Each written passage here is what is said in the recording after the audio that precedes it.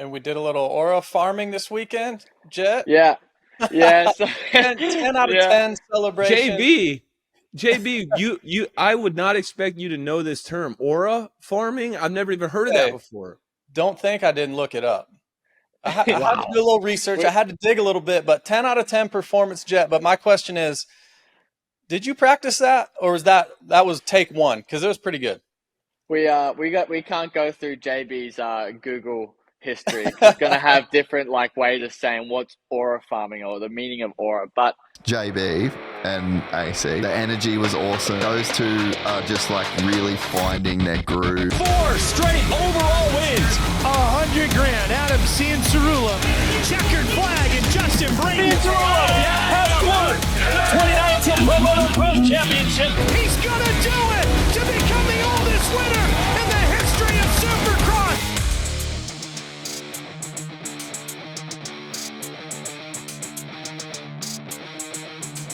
Ladies and gentlemen, welcome back to the AC and JB show. JB, I'm fresh off a plane. Had a nice little vacation to Texas, a little fishing trip for me this week. I'm fired up on about 200 milligrams of caffeine. I'm ready to roll, man. What's up? Hey, I love the dedication. So just for all you folks out there watching or listening, AC got on the first flight out this morning to be here for you guys today to get this podcast out. So AC, well done. Well done. Hey, when you get a text on Sunday saying Jett Lawrence wants to come on the show, you do what you got to do to make it happen. I was originally scheduled to get in this evening, but like you said, it's just what you do. We got an audience to take care of here, JB. That's right. I did see you had a little trip back home to Iowa. How was that? It was awesome, man. We always try to go back home every year. Obviously, grew up there, spent 18 years of my life all the way through high school, and then I headed out west to pursue a dream, racing motorcycles.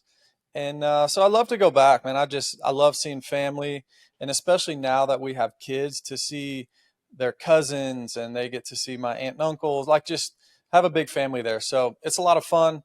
My parents back up to my aunt and uncle's land that have some cows and horses and goats and a mini horse that my 4-year-old daughter loves to ride. So it was fun. Had a lot of great times. And yeah, man, 4th of July weekend was a ton of fun. But you had some time in Texas, spending some time with Lawson, right? How'd that go?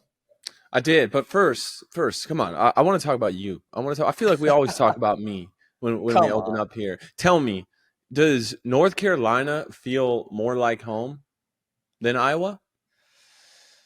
You know, that's a pretty good question because obviously I mentioned 18 years in Iowa, but then we did move back, and I would go home every year we would go home for a month or so. And then once we got a house there and some land, we would go for a month or two in the summer. And then I would obviously go race overseas in Australia and then come back and race Supercross over here. And then we'd go back to Iowa. So then we actually moved there. I thought we were going to move there full time. We're like, all right, let's sell everything in North Carolina.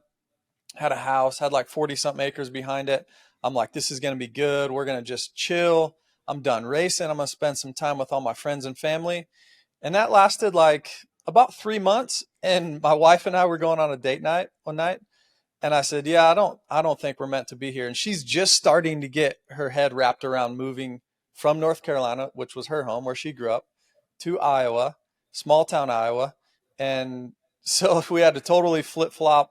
And obviously we're back in North Carolina now, but I would say North Carolina is more home and more like things for my future, I guess, more like-minded people, more kind of families with the same age kids. And I don't know. I mean, I don't want to like say I was not great or wasn't for us and this and that, but I just think for the time in our lives right now, I don't like the winter.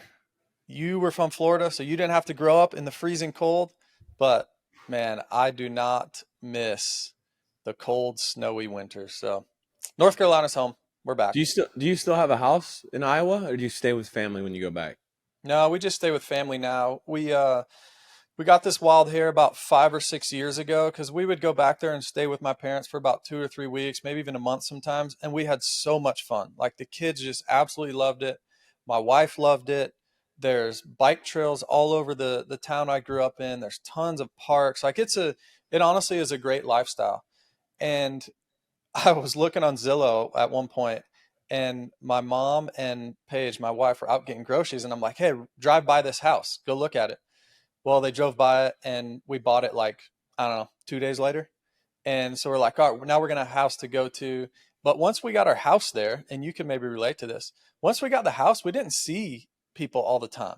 Like when I'm at my parents' house, people are coming there, my cousins Yeah. are coming there, my sisters are coming there to visit. We're grilling out every night, like we're having a great time.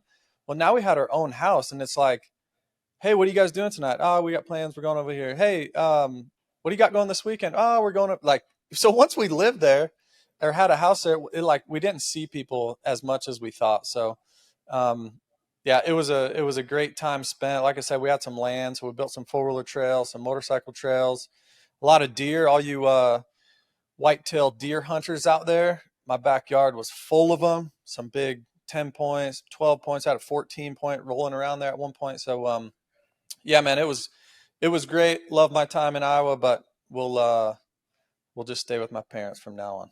I get that. I get the whole not seeing people thing. My girlfriend and I and I think I might have mentioned this on previous shows, but this summer I wanted to take, because I've been going nonstop since I was terrified of not having a job, not having a purpose when I was done racing. Yeah. So I knew right away I was getting into the broadcasting. I want to get my foot in the door. Okay, foot in the door now. So this summer was the first time I'm gonna like take a break, like be retired. And I thought, I was telling you all Supercross, like, oh, I'm gonna travel. We're gonna travel abroad. We're gonna go to Europe. We're gonna do these things. And what's interesting is we have such a peaceful, just nice environment here in Marietta, California. And when you're content with just your daily routines, your habits, I have friends around here. When you're content with that, man, it's hard. It's hard to convince yourself to, hey, let's go here, let's go do this, because I'm perfectly happy with just doing the daily stuff here at home. So that kind of leads me into what I did this weekend. Lawson, my buddy Lawson Craddock, he was a professional cyclist for a long time, was an unbelievable junior, won about everything there is to win. He's a multi-time. He's like me at Loretta's, but even more than that. I mean, he was, winning national championships by like 12 years old, raced in a lot of Tour de France, a lot of grand tours, had like a 10-year, 11-year career in pro cycling, which I don't know if you know this, JB, but that's kind of hard. That's kind of hard to do. Think about the gnarliest guy you've ever been on a group ride with, and just times that by about 100. Yeah. and that's where Lawson's at. Exactly. And so I don't know if I've told this story before, but Lawson and I met around COVID time, but by playing PlayStation, Call of Duty, Warzone during COVID. We got to be, so it's all grown from that. Him and his family, Chelsea, his kids, like they're some of my closest friends now. They're from Houston, Texas, which is where I went this weekend. They're just great people. They actually flew when they were still living in Spain before Lawson retired, because we ended up retiring in the same year. They flew from Spain all the way to Salt Lake City to see my last race. And I actually hadn't seen them since. Lawson retired at the end of 2024. So they moved back from Spain, back to Texas. So it was about time. I went there. We went on a little, Lawson's dad, Tom, great dude, actually used to race Supercross back in the 70s. Really? Yeah, I found that out. How sick is that? Yeah. He's showing me all sorts of pictures. Did a little fishing trip, just fishing the intercoastal. I caught a shark, caught a couple trout, a couple redfish. It was a good time. And so now it was a great trip. I'm glad I went. Also, but I'm also glad to be home. I'm glad to be home. Rushed in to get this podcast in. Can't let the fans down. So here we are. We did, of course, make time to watch Redbud. You know, I told him, look, this is my job. This is what I do. I just have to, you know, I just have to watch. And JB, it was a good one, man. It was a good one. But let's start here. I was very passionate about this. I opened X and I almost wrote a strongly worded tweet, or I don't know what they call it on X now, post. The track prep, man. The track prep. Why is it gotta be so deep? It looked like a muddy Unadilla or something. Like, do you like the deep track prep? Am I alone here? No, I don't like it, and for a few specific reasons. The main one is, you know, so off the start at Redbud, now they do the tight 180, then you go left, then you go right, you jump down the hill, then you left, like that turning double. That next right-hand turn, I mean, literally looked like a tractor pull, like you're trying to get out of the mud. Like there's so many ruts, you know what I mean? Like you're trying to make it to the end, and then you can finally get going, and then you do that uphill triple or whatever it is.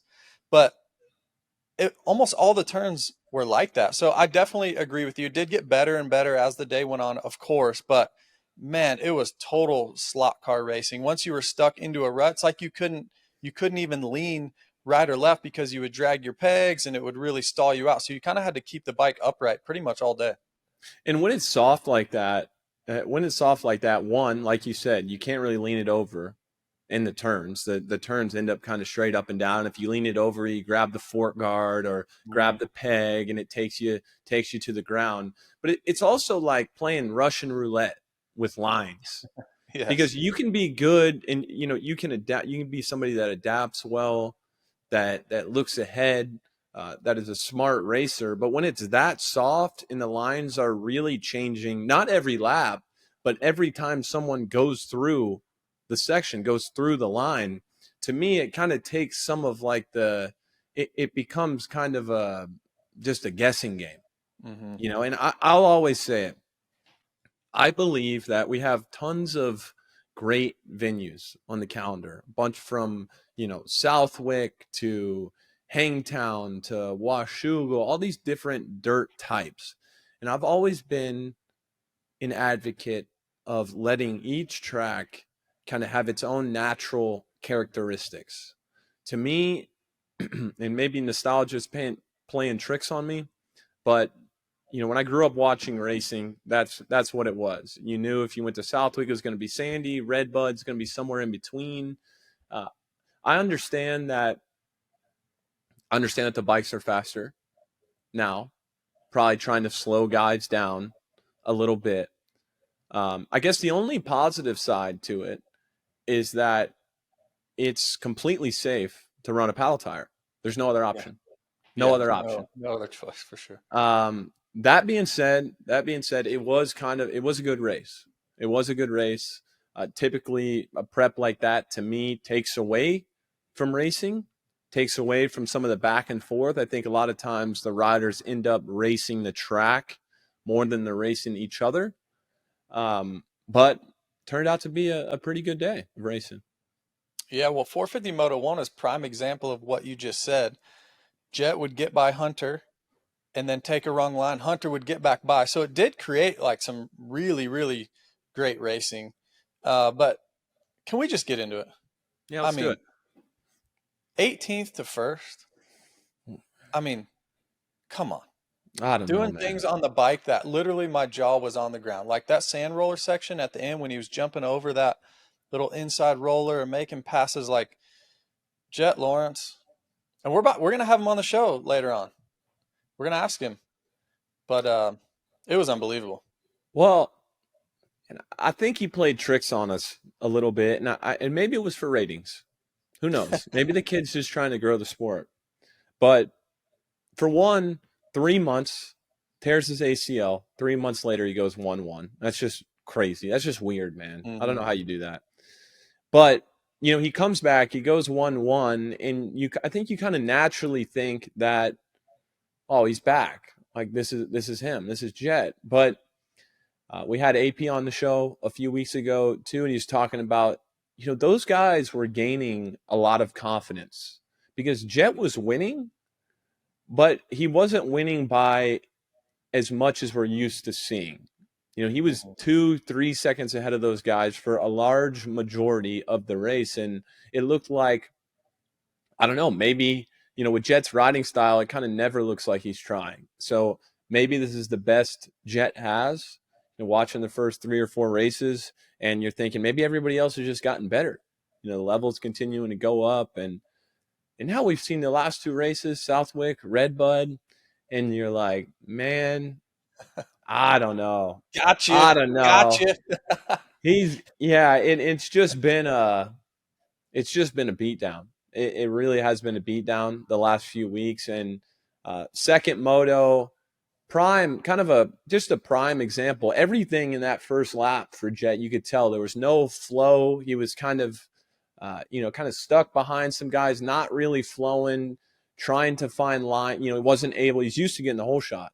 Mm-hmm. So he really wasn't in the lines he wanted to be in. He goes down, and it's like, it's that ability to kind of assess the situation, rein it in, whereas maybe somebody like me, that happens and I get a little bit ahead of myself. I try a little bit too hard to gain too much back too soon. But it's like he's so calm in those moments too. And for somebody that's won 21 of the last 22 races, you would think that in his mind, he would have a lot to lose, right? Like that's just human nature. When you're that good, you feel like you're, the whole world is waiting to watch you fail, but it doesn't seem like that affects him. JB, he picked it up, assessed the situation, just started picking them off one by one. Yeah, or 2 by 2, sometimes 3 by, it was unreal. And we're kind of on the fly here, but Cole, can you pull up a clip? There was a time when he got by, or he was right behind Cooper Webb. He was just past Hunter, or he was trying to pass Hunter right before Laraco's leap. It was Hunter, Cooper Webb, and I forget somebody else. And Jett just goes for the leap. Like, talk about basing yourself just on instincts. And I'm like, I was cringing, but he did have he had a run on those guys because he went wide, but he was far right. And did you see that moment, AC? Like, I did. He could have went bad, but it obviously ended up really well for him. But that was a little risky. I saw him jump it, and I think it might have been Cooper right in front of him, which is a good one. Which is a good one to have in front of you because Cooper's very smart. When you roll the leap, especially in the 450 class, you kind of know like it's pretty smart to stay in a straight line, especially if you're battling with dudes. But Jett just sent it on the right side of the leap. I saw him kind of look down in the air. He got way to the right, off to the right side of the track, and here we go right here. Check out Jett's around the outside, Hunter's on the inside, Cooper Webb's on the inside, and AC, the right side of the leap, just goes for it, gets it fairly clean, and passes 3 guys in one section. It's unreal. And you saw that rider in front of him right there. Looks like the privateer. He was kind of starting to scrub right on the face of the jump too, right? You see right there, everybody's kind of scrubbing to the right-hand side. And it would be real easy, JB. When you roll the leap, especially in the 450 class, when guys are jumping it, when you double, you got to really hustle. And you kind of want to angle the motorcycle, to the right a little bit so you can scrub left. So I'm just really glad as soon as that happened, as soon as I saw that, I was really glad everybody kind of stayed pretty straight. Which I also think is it's a kind of a premier class, 450 class deal too. In the 250 class, you would more likely see guys going right, left, all over the place. So heads up riding by all involved there. But we cannot say that Jett Lawrence doesn't take risks. No, they're definitely thought out risk and just purely instinct. I mean, you and I have been there before. He's making that decision literally in a split second, up the face of it. He's got the run. Yep, he thinks that these guys are going to stay left. All right, I'm going to go for it. I mean, literally a matter of a split second, huh? Yeah, just and he's shown us like if Jett Lawrence, if he's making whatever he's doing on track, if we're questioning it, if it's like kind of a 50-50 ball, like just trust Jett because Yep. he always seems to make the right Yeah. decisions. But yeah, I mean, I think for where Jett's at right now, I almost feel like, and we'll ask him about this, but I almost feel like when he crashed, I think there's a part of him that was like, once he got up, got going, that was probably pretty stoked. He's like, oh, this is different. I mean, how many times this year have we just seen him get the whole shot, start in the top 3, get to the lead, pull, 4 or 5 seconds, and just drop the hammer when he needs to? So kind of a different way to win a race, and something we don't get to see Jett do. And I think that's why people were so enamored by it, is because, even you think of guys like Eli Tomac, Ricky Carmichael, James Stewart, in my head, whether it's fact or not, I feel like I've seen them come through the pack more than I've seen Jett come through the pack, just because his starts are so consistent.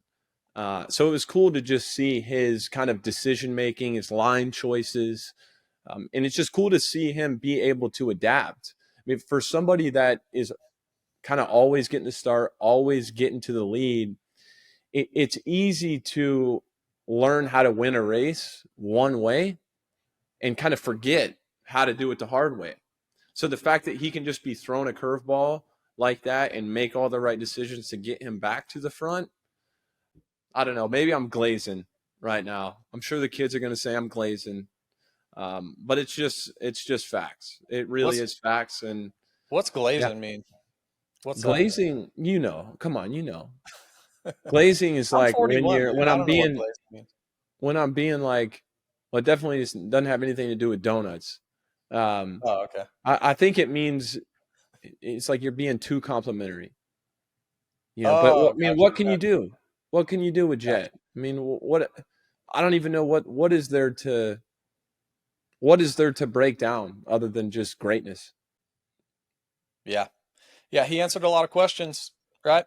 There's been a lot of people saying, and we were even saying it on this pod a few weeks ago, he's winning by, like you mentioned, just a few seconds. AP mentioned right here on this pod, like, yeah, man, he's right there. I'm going to beat him. And man, I don't even know what else to say other than when he went down like that. And there is part of me, even in like, you remember the Jeremy days or you're probably way too young, but like when Jeremy was winning every Supercross, you just knew before the gate dropped. Or Ricky in motocross was just like, when the gate dropped and he was up front, you might as well just go out and mow the lawn or something. So it was over. It's over. It's a wrap. Yeah. And you can start to get that sense with Jett a little bit, but then when he went down, it was like, oh man, this is going to be fun to watch. This is going to be really fun to watch. And it was super fun to watch, but man, did he make a statement for not only us, the fans, his competitors. Like, he can get it done any which way, and getting it done from 18th all the way to first on a track like that was very difficult to pass on because of the prep. Yeah. I mean, what else can you say? And how about that celebration? Yeah, that was some serious. What'd you call it? Off air, we were just talking something aura farming. Dude. Yeah, Aura farming. I'm so proud of you, man. I'm so proud of you for a statement like that. Somebody's been hitting up Urban Dictionary. That's over right. there. That's right. I could see you on like a quiet Tuesday evening, just sitting in your captain's chair, just scrolling TikTok, being like, with your I don't have TikTok. with your reading glasses on, just like, come on, what's this about? Hey, did you ever think that he wasn't going to win? No. Right? I didn't either. No. I mean, there wasn't I did think, yeah, there's really nothing left to say about Jett. I mean, he's on a different level. He's the best in the world. It's not close. It was cool. We'll talk about it. Chase Sexton made his return to racing, and first moto kind of got stuck around that 9th, 10th spot before he made some passes late. The guy's going to be fit pretty much no matter what, straight off the couch. But we did get to see a little burst of speed in that second moto that kind of gets you a little bit excited for the rest of the races this summer. I think if there's anybody that can take it to Jett or at least get close, that's somebody that's able to capitalize on a mistake, a bad start from Jett, a little tip over like we saw this weekend. I think it's going to be the defending champ and Chase Sexton. He showed us he's still got that elite speed. He did. That second moto was great. It was incredible how fast he was going. And man, with all sports, AC, especially for ours, we race every 7 days, and it's so easy to forget. And I think a lot of fans, and even me sometimes, I'm guilty of it. Then, when Jett was out, we were talking about Chase so much. Well, then you quickly forget how great Jett is. And then Chase has been out for a little bit, and we've been praising Jett. And obviously all the accolades to Jett, like nothing's going to change there. We still think he's the best in the world, like you said. But it's easy to forget how awesome Chase Sexton is. I mean, he's got the number 1 on his bike for a reason. And that second moto down the stretch was awesome. I mean, he was putting in the same lap times as Jett, and that was Jett on, like, maybe not the limit, but that was a very, very good version of Jett. So no one can go say, well, he was in the lead and he was kind of managing the lead. He was going for it. He wasn't in the lead yet. I think Chase even helped push him up into the lead. So yeah, mad props to Chase, and he's only going to get better for sure. Your first one back in quite some time. So yeah, he's going to be really good. I think he gets a couple wins down the stretch, some motos for sure. I don't know about overalls, but that was fun to see Chase back. And on the plane ride this morning back to California, I was watching some post-race interviews, and one of the things that Chase said is that he said it felt like he was a little bit almost kind of out of sync, like he felt weird, and he thought that maybe it was because he made a comment saying that he's felt kind of disconnected from the sport for 3 or 4 weeks. Mm-hmm. And I want to give Chase props too, because kind of throughout this 5 round, these 4 rounds that he missed after the crash at Fox Raceway, a lot of people were kind of wondering, there's a situation with KTM. So he was getting some negative press, but I will say Chase, since he's been on a 450, he's been the most durable guy. I think he's raced like 96% of all the races since the summer 2020, I believe. Mm-hmm. So I can completely understand why he disconnected. He disconnected from the sport. And it's also difficult and worth noting that he's been in championship contention in a lot of those series he's competed in since then. And when you're in championship contention, JB, you and I don't really know about this, at least in the States, but I mean, I a couple times on the 250 for me. You do, for sure, yeah. Yeah, a couple times on the 250 for me, but not at his level. That's a lot. It's a lot of stress. It's a lot of sleepless nights. It just feels like a backpack of weight that you can't take off, that you can't find a way to take off. So I completely understand why Chase did that, why he disconnected from the sport, but I kind of just wanted to dive in on that a little bit to kind of tell fans what that means, and maybe you can expand as well. Justin, sometimes when everything just feels too heavy, like you're exhausted, mentally you're exhausted, you kind of get to a place where you don't want to watch the races. You don't want to talk about dirt bikes. You don't want to look at dirt bikes. And I think that's where Chase was. Like, regardless of what happened, we don't really know health-wise where he was at. He needed some time away. And from my standpoint, especially with the series, how many races there are and all that, I think the guy's earned that. I really do. Obviously, he hit his head and didn't feel comfortable coming back right away. So I think it's fine. In the fact that he was able to disconnect for 3 or 4 weeks, I think that's going to be huge when we start to get later in this championship, we start to get into the playoffs. But it's understandable to me that he would feel a little bit weird. It would take him a second to get going. It's not weird to me that he found it kind of later in the second moto. Yeah. Yeah. And let's rewind. Our first race together, Charlotte SMX last year. Remember the press conference? There was a lot of talk about what Chase said at the press conference, about 31 races. It was a lot of racing, and you could almost sense then and there that he was beat for that SMX World Championship just because he didn't have much fight left in him. And yeah, I didn't have really a shot at any championship over here per se, but just living the life in Australia for a little bit to manage a championship for 5 or 6 races.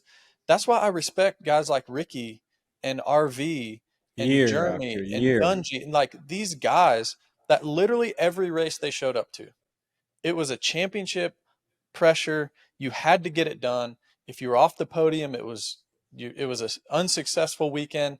And that's why I tell people all the time, I lived in the sweet spot, man. I lived in the sweet spot of no championship pressure. When I got podiums, it was a celebration. If I got 8th, hey man, cool, no problem. So like I lived in that great spot. I cannot imagine, and AC, you live this more than you give yourself credit for. That championship pressure, week in, week out. People see it on Saturdays.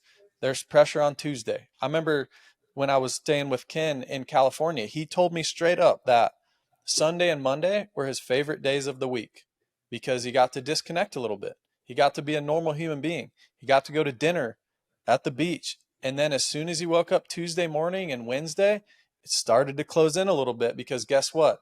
Now Saturday's approaching and this championship pressure. So I think right there that sums up every week, and you're on this roller coaster ride or this carousel that happens every week. It's relentless. So I 100% agree with you, Adam, and you summed it up perfect of just giving Chase a little bit of grace there on he's earned it, man. He's so durable, he's so tough, he's so strong.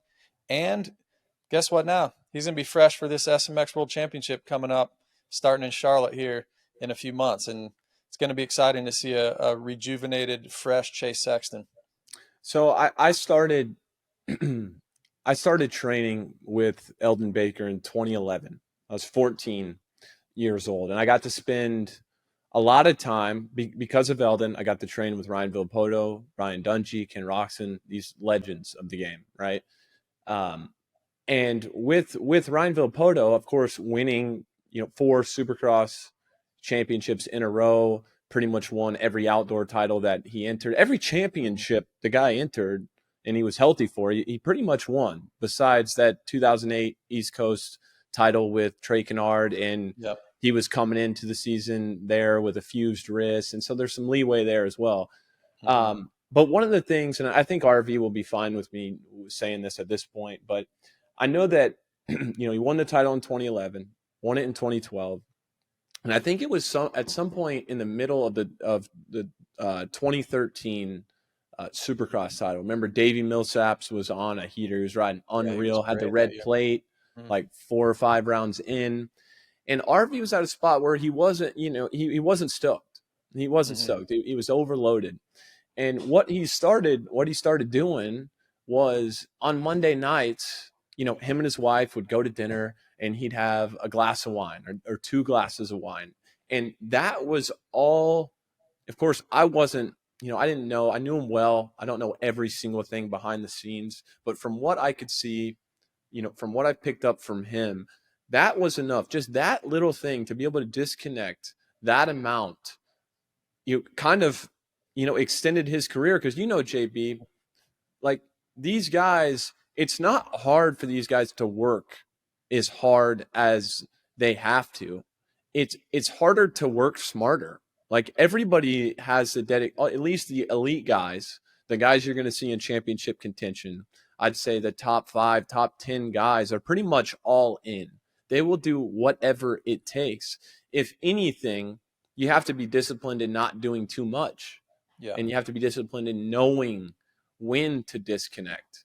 So bit of a tangent here, but I think that like we said, 31 race season. These guys are taking 2 weeks off now. You know, for the longest time when I was professional, when it wasn't the playoffs, it's a full month off the bike. 2 weeks of absolutely nothing, and then 2 weeks of some light off the bike training, and then you got back riding sometime in the middle of October. That's just how it was. And now these guys have basically cut that in half. You're taking 2 weeks off most of the time. Not to mention off-season races, Australia, Paris.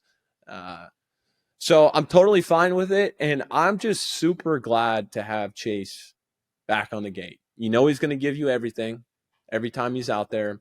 And I respect that about Chase. Him staying home because he knew that he couldn't give everything. There was nothing left to give.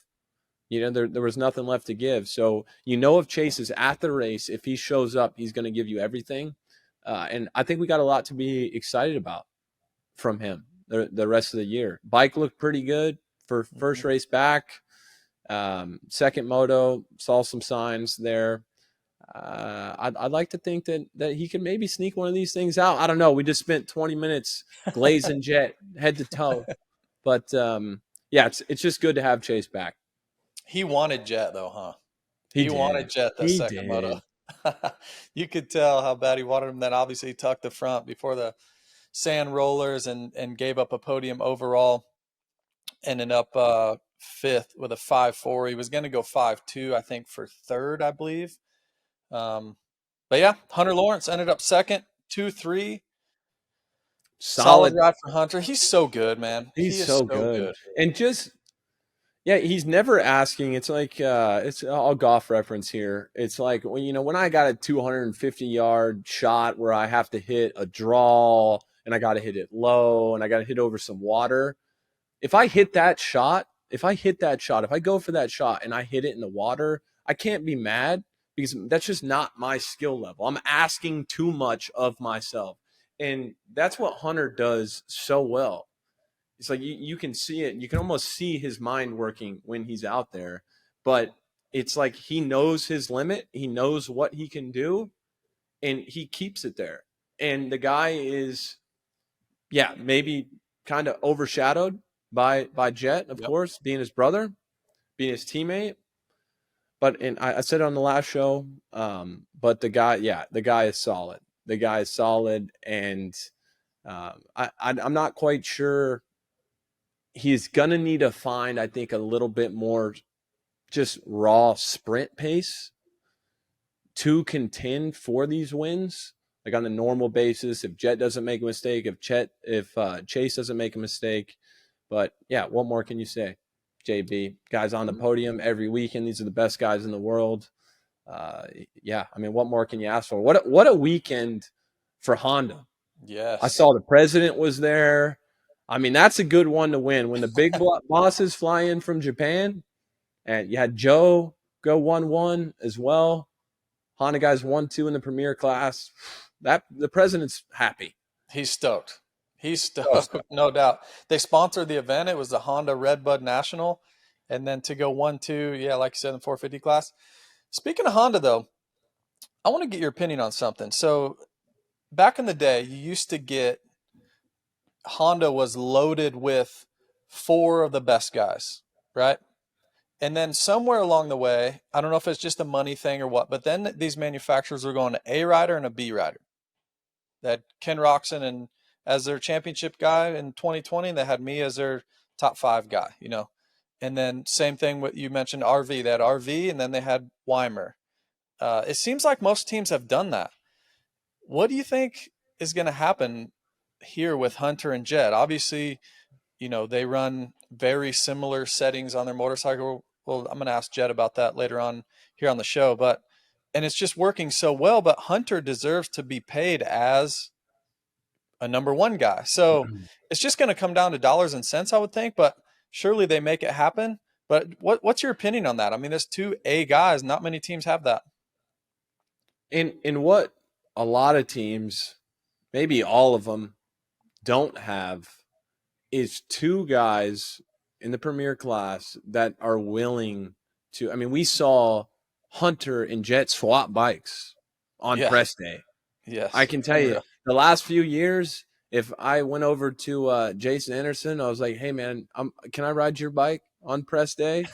It wouldn't have worked out. It's just not what you do. Yeah, And yeah, and I'm cool with Jason. Jason's awesome, but that just the information sharing between both guys to be able to share that info is going to in what Hunter maybe I don't know what Jett's getting. Whatever he's getting is not enough.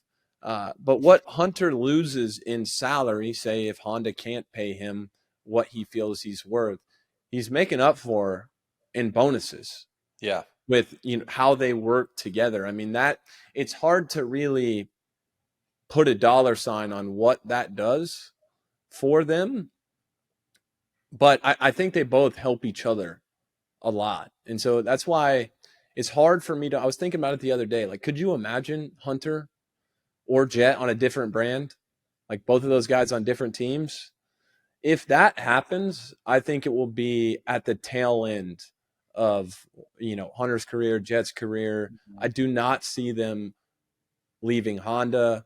I don't see them making a move without one another just for that reason. JB, Yeah. that's your training partner. That's a guy you know's got your back. Mhm. They're good for each other. They make each other better. Yeah, it's in the best interest for everybody, like you said, for Jett, for Hunter, for the family, for Honda, like for Johnny O'Mara, their trainer. Like it just all works so well. And I think you're right. The only way it happens, I think Jett, personally, I think Jett's a lifer. I think if, I just do. I think the only way it happens is if Hunter later in his career says, you know what, I'm going to try something different. I'm gonna try over here. He's got a Yeah. big offer from somewhere else. You know what I Yep. mean? Like, hey, I've done all I could do, and now I'm gonna, I just want to try this. So, and not saying that'll happen, but I think that's the only way it's possible. It's a small Yeah. percent. It's like 5% shot. If Hunter is kind of, getting into his 30s and Honda has some crazy hot shot 250 guy they can't Mhm. let go, they just absolutely can't let go, maybe something like that. But yeah, Yeah, I wouldn't bet on those two not being teammates. yeah, It's worked too good. It's really worked too good. Both of them clearly have their ego in check. You got hmm Dazzy there, and just and this, Justin, a lot of it is about all the things, work ethic, talent, all this, but so much of it is timing and being in a good situation. And those guys can't ask for, and they deserve props too, because Dazzy, Hunter, Jett, they've created this. Like they've created this life for themselves. So it's not like they just fell into it and got lucky. Um, but they're in a great situation. I think Lars there's no tension between like Dazzy and Lars, Dazzy and the hmm team, which oftentimes when a dad or a mom is super involved, you kind of hear about some tension within the team, yeah, right? Like you hear about some tension within the team. So I think just where they're at, the position they put themselves in, it's not by accident. It's not by accident. yeah. I And want to shout talk out about. to the whole Honda crew, like Brandon Wilson, Lars, Yeah, those are your Hutch, guys. Chief, Those are your Shane guys. Drew, like all these guys have created this atmosphere that every team out there strives to get. And like you said, it's timing, man. It seriously is just timing, and they have Yeah, timed it just you right with know, the right riders, the right team manager, the right the right president from Japan. He's probably into two wheels. Like all of it has to work, and it's working, man. It's cool to see. and you got me. You got me on a good day here, JB. I'm ready to spit We're here. caffeinated up. We're ready to go Oh, out. I'm caffeinated. I'm caffeinated. I think that in dirt bike racing, I've witnessed this a lot. It's happened to myself on occasion. I've seen it happen to many other guys. It is kind of, in a way, a little bit of a brotherhood. I would like there to be a little bit more camaraderie between the riders than there are. I think it's come a long way, but hmm everybody's kind of individual in their own way. But I do think that sometimes kind of management, these teams can kind of like sometimes there's a kind of a condescending attitude towards the rider. Like that's what I've noticed, and I've been on the outside looking in. I've seen like just in my I think that has a tendency to happen sometimes. And one of the things I love about their situation, and in Lars, I've known Lars a long time, super chill guy. It's like, it's so clear. There's so much mutual respect there. You know, it's like they meet each other on the same level. Does that make sense to you? Does any of that Absolutely, resonate? yeah. Am I Yeah. crazy? Keep am I going. crazy? Keep going. Yeah, I just think that look, motocross, supercross, all that, it's not integrated into the school system. Like it's really difficult to get an education. Not that, getting an education, getting a diploma, going to college, not that that's what makes you smart, because there's a whole lot more to it than that. But generally, I think a lot of dirt bike racers are a lot smarter than some people recognize.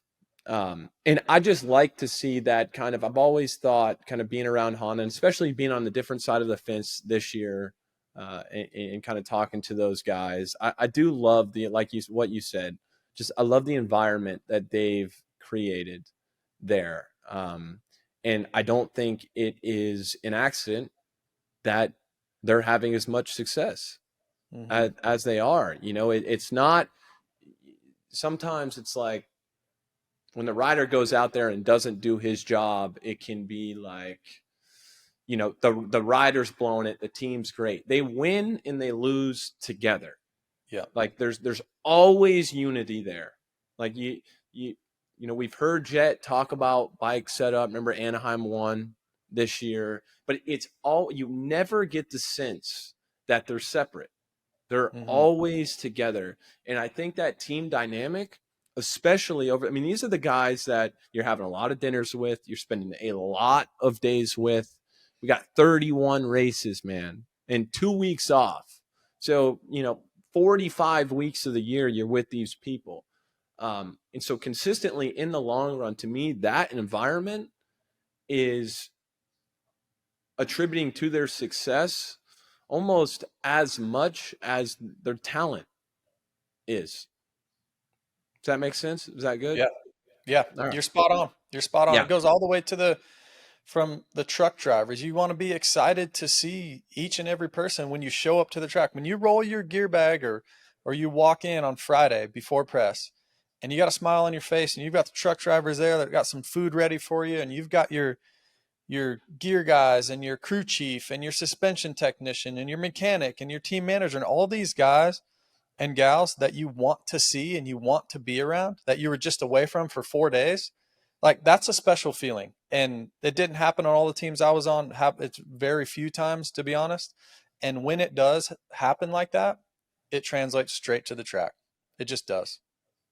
Yeah. And I was obviously very lucky, because I was, Kawasaki was, I've said it a million times. Of course, I'm still an ambassador for Kawasaki. But it's genuine when I say, like, I really did love being around those guys.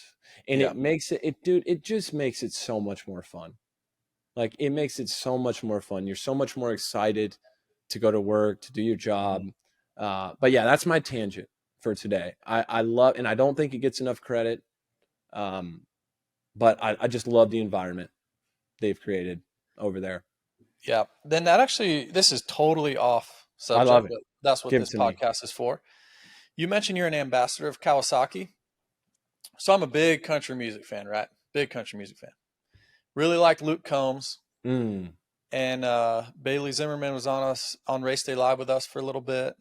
And I went to a concert last year, and Bailey opened up for Morgan Wallen.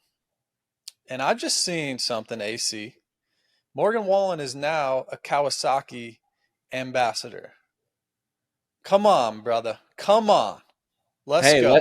Let the good times roll, my man. Can we get backstage? Roll. When are we going? No problem. Whatever you want. Me and my wife will fly wherever you can get us some backstage passes or some whatever you got to Morgan Wallen, we're in. So you just let me know. Shoot me a text this week after you talk to Morgan or Kawasaki or whoever you got to talk to. But that's your goal this week. Get us some Morgan Wallen tickets. Hey, for you, I maybe wouldn't go so far out of my way, but for Paige, anything, man. Anything. No, I'm kidding. I'm kidding. I got you. No, did you see that though? He's a Kawasaki guy now. I actually didn't see that. They sponsor his tour or something. He's riding around on that little electric bike they have. Electrode? I got a couple electrodes in the garage. Yeah, yeah. Oh yeah. So hit your guy up at Cowie this week. See what we can do. No problem. Say less. I'm going to go ride this week for sure. All right, back on topic. Speaking of environments, you know what environment looked pretty chaotic this week? And it's normally smooth sailing for these guys too. Star. Yeah. Star Yamaha, man. There was a lot. It looked like a Wiz Khalifa concert out there. Wiz and Snoop. Yep. That's great. I appreciate it. I love it. Yeah, I don't know. So there's one part of me, JB, that because kind of the most Cooper Webb did have, I read his Instagram. He said he crashed in the first turn, Moto 1. And then last couple laps, maybe it was the last lap, he said he had a fuel issue relating to the crash that, basically he had to retire. He DNF'd the race, which to me, sometimes things just happen in a crash. And so I'm not sure if I can connect Cooper's issue with Eli's issue, with Hayden's issue. But one thing that I will say, Deegan and Tomac, there's nobody that's in the revs more than both of those guys and on the clutch. And we've already talked about it. The track was the deepest I've ever seen Redbud. So I thought initially when I saw the smoke, when I saw Tomac's DNF, I thought maybe he's just on the clutch too much. I'm not sure what's come out since then. I'm not sure if we'll get an update on some of their issues. Normally teams like to keep that pretty close to the chest. But regardless of what happened, Eli Tomac, I don't think that a lot of people had him picked for the championship. Like he was already pretty far back, but you can pretty much throw the championship out the door now. It's over. It's over for Tomac. He's stress-free racing the rest of the year. Yeah. No doubt. I think it just simply what you said, track conditions, too much clutch, revs, all of it. And we could be totally wrong. I'm good friends with Rich Simmons, the team manager over there. I've not spoken to him. Come on, man. You serious? I don't want to reach out yet. Be better. That's like a Wednesday or Thursday phone call. Should have FaceTimed them last night. Should we FaceTime him right now? On the show? Yeah, why not? Do it. Hey, what happened to the bikes? I thought you were actually going to do it. No, but the positive over there, and this actually is perfect on the coattails of what we're talking about with Honda, about Hunter being paid as number one guy. Mm-hmm. Dude, J. Coop, he's so good. He's so good. But unfortunately, the two guys on the team are better. You have Supercross champion and Cooper Webb. You have Eli Tomac, who's a legend. You have Hayden going there, potentially. We don't know for sure, but I would assume that he's going to go there and take Eli Tomac's spot. And J. Coop still is the third guy on the team, but he should be paid, and he is a number one guy for a manufacturer. Look, Justin Cooper is a whoop section away from being a 1.5 guy, base salary from the team. I imagine we've talked about this. Maybe he's somewhere He's between. a whoop section away. He's a whoop section away. That's all we need. We just need to be average in the whoops, and that guy is a number one rider on most teams. Yeah, he's that good consistently on the start. He's fast in practice. What can't the guy do? He made a comment too at the kind of early in this Pro Motocross Championship. You can tell his fitness is in a lot better spot than it was last year. I think he's always been a hard worker. Mm-hmm. He's always been pretty fit, but to be with that elite pack, the Jett, the Hunters, the Chase, like you have to be kind of on another level, a level that a lot of people can't get to. And I think I had some questions as to if Jay Coop was capable of that. And I think he's been showing us so far this year that pretty strong late in the motos, JP, just impressive, man. Yeah, he looks to me like he's eager to lead the race. Mm-hmm. And that might sound stupid to some people out there, but a lot of people aren't eager to lead the race because then you get exposed. If something happens, if you 100%. fade, if you aren't fast enough, whatever. And the same thing happened. Remember the last few Supercrosses? Like he was eager in the heat race. He was eager in the main events. It was like, Wasn't now all of a scared sudden of the moment. Yes, exactly. He has this belief like, oh, I belong here now. And that's what it looks like to me in motocross as well. And that's going to translate into SMX. That's going to translate into next year's Supercross.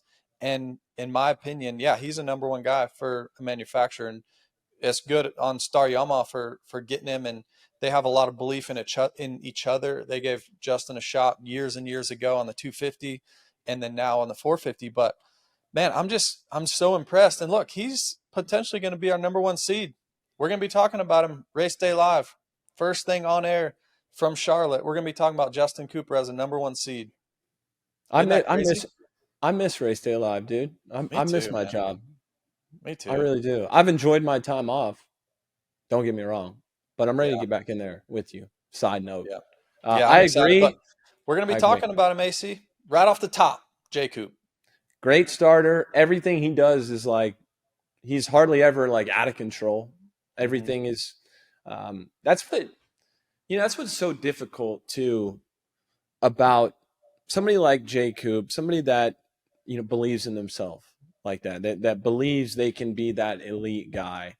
There's such a small window in dirt bike racing, as you know, and it's so easy to try to rush that process. But it's like every year Justin has made the right steps. Like every year, he got on a 450 in 2023, had that deal where he did like 4 or 5 races. Yeah. He's kind of just inside the top 10, not asking too much of himself. And every year he's continued to improve. And you kind of see his temperament, very mellow, very even keel, quiet guy. And that kind of matches like what kind of his trajectory, what I'm seeing. And I see no reason to cap him out where he's at now. No. Because every year he's been on the bike, really, even in the 250 class, every year he's been on the bike, he's gotten better. So I do think that, if Coop wants to stick around a few more years, I do think that Jay Coop, I do think he could be a number one guy somewhere, like a gas, a Husky, a Ducati, something. I really do think he can be, a guy that you can count on. He's durable. He's consistent, starting to believe in himself a lot. So he's just another one of those guys that, we sit here, we talk about Jett, how dominant he's been. And that's what I was explaining. I was watching the race this weekend with Lawson and Lawson's dad, Tom. And I was trying to tell him, I'm like, because they're, of course, enamored by Jett. And same here. But it's like, dude, the other guys are so good. Like, the other guys are so good, man. So, I don't know. I'm super impressed. But I think it's been a great year. I think he's exceeded my expectations. Let's get those whoops sorted. JB, come on now. Come on. Season. Give me a whoop section. Give me a whoop section. 2 other guys. Quickly touch on RJ Hampshire and Jorge Prado. Hampshire first. Yep. Dude, podium in a moto, 3.6 on the day. Talk about not being afraid of the moment. Like, he's way over exceeded my, look, I don't have expectations for him, but where I thought he would be, I thought he'd kind of slot in, I don't know, 5 to 10, a lot of 7.7s, a lot of 8.6s, stuff like that. But he looks to me like he is eager to be at the front. He's getting great starts. And to podium in a moto with this field, man, like, is he better 450 rider? I guess. Well, I was expecting his, his kind of debut 450 season. RJ is a human highlight reel. I mean, if you looked at his highlights through the years, I mean, the guy has just done some crazy stuff, just some insane things. I'm here for it. And that all seems to be, every time the camera's on him, he's been getting a fair amount of TV time. Mm-hmm. Every time the camera's on him, looks well within himself. You know, looks solid. It's real easy when you get in the 450s. He's used to running up front in the 250s. It's really easy when you're back there, kind of in that 7 to 10 range, quiet, not getting much attention, easy to get frustrated, asks too much too soon. Love what he's doing. I mean, one thing you can say about RJ, Florida boy, grew up with him. He's scratched and clawed for everything he has. He deserves to be where he's at, and you know he's going to give you everything. I mean, the guy could have a bullet wound in his leg, and he would put a tourniquet around his thigh and find a way to get a knee brace on there and go out and get sixth. He'll get a podium. Yeah. Yeah, like that's just who he is. I've been saying this for years, but I really think that's the toughest dude in dirt bike racing, right there, RJ. So cool to see him get a podium in a moto too. I mean, the field right now, there's not a lot of guys out injured. I mean, field's pretty stacked. Most stacked we've seen in pro motocross for a long time. Yep. So shout out RJ. On the other side of it, Jorge Prado, whole shot in that second moto. JB, we got a little better at Southwick. Oh, yeah. I think we maybe made another step this weekend, led 15 minutes. Definitely going to take some confidence out of that one. Fell off the pace a bit. And I think you and I share this, kind of share this perception. After Southwick, I didn't like his post-race comments. I didn't like him at all, JB. I really didn't. I didn't. Of course, you know, I'm a Kawasaki guy. And look, I'm not going to sit here and lie to you guys and say that I always had a dirt bike that I loved, because I didn't. But one thing I always tried to do, and not necessarily that it's like my way is the perfect way, one thing I always tried to do was, like, you can tell people kind of what's going on, but it's kind of feels like it's turning into like a finger pointing situation. Brock Tickle came on the Pulp MX show. I saw Steve read Brock Jorge's interview after, I believe it was Southwick. And you know, Brock basically, he was pretty PC about it, but basically said like there's more to it than that. And yeah, I just think, I know there's a language barrier, and please guys, don't get it twisted. I know Jorge Prado is a bad dude. Trust me. Like, the guy's unreal on a dirt bike. I'm not taking anything away from him. But, you know, teams paying him a lot of money. And there's no doubt, I know Oscar Weirman, he was my crew chief for, you know, my entire 450 career. I know those guys at Kawasaki. I know they are doing everything that they can. And it's one thing complaining about the bike in public when the team isn't listening to you. Like, when the team just won't listen. You want to go in this direction, and they're like, you know, they're just kind of clicking you around, too stiffer, too softer. Oh, here's this, you know, linkage, try this. I mean, from what I'm hearing, they're sending motor after motor. You know, they're doing everything they can. They want to win too. So that is the only where I'm like, okay, it's okay to maybe make a bit of a statement like that if the team is not listening to you. But it seems like the team's listening, and I don't like it. I don't like the comments. I don't like the finger pointing after the race. It's like you win and lose as a team together. And I just don't like it, JB. Yeah. You know, a few things on this. Even if there is a little bit of a language barrier in communication, it sounds like Chad's more on board than ever, Chad Reed, to help with that. there's still some coaching that should go in to say, okay, hey, these are the things that means to us. And I live this a little bit with helping Anstie out behind the scenes. Is he would say some things that like got the team manager and stuff mad, or he took a little more personal. Max is like, man, that's not what we mean when we say those words at all in the UK, but over here it means something different. So that could be what they're going through a little bit. But also there is some specific things like, if I was on different stuff, I would be winning. If Not you okay. know, I don't remember that exact quote, but I know what you're talking about with what Steve had read Brock. And so there's definitely these certain things that the team, look, they're human beings. They're trying hard. I talked to Oscar at Club MX a couple of weeks ago.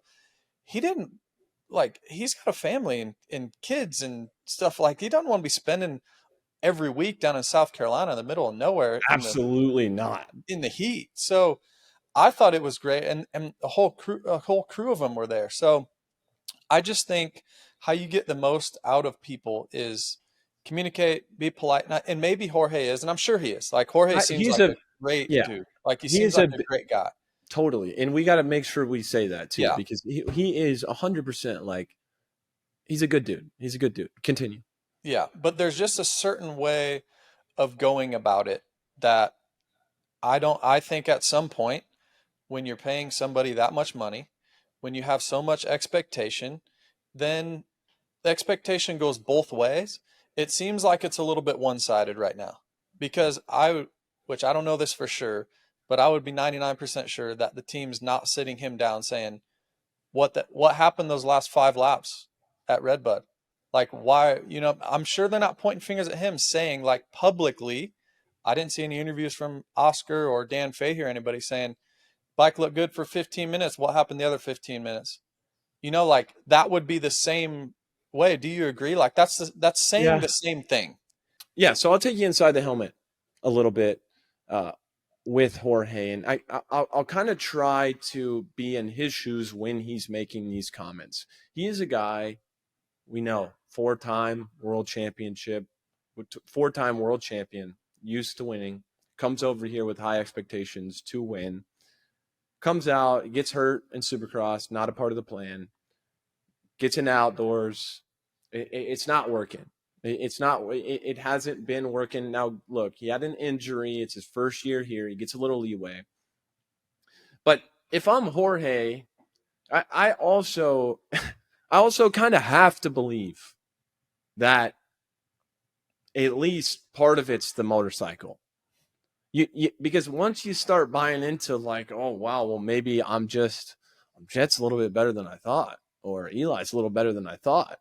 Once you start you're going to have those thoughts anyway.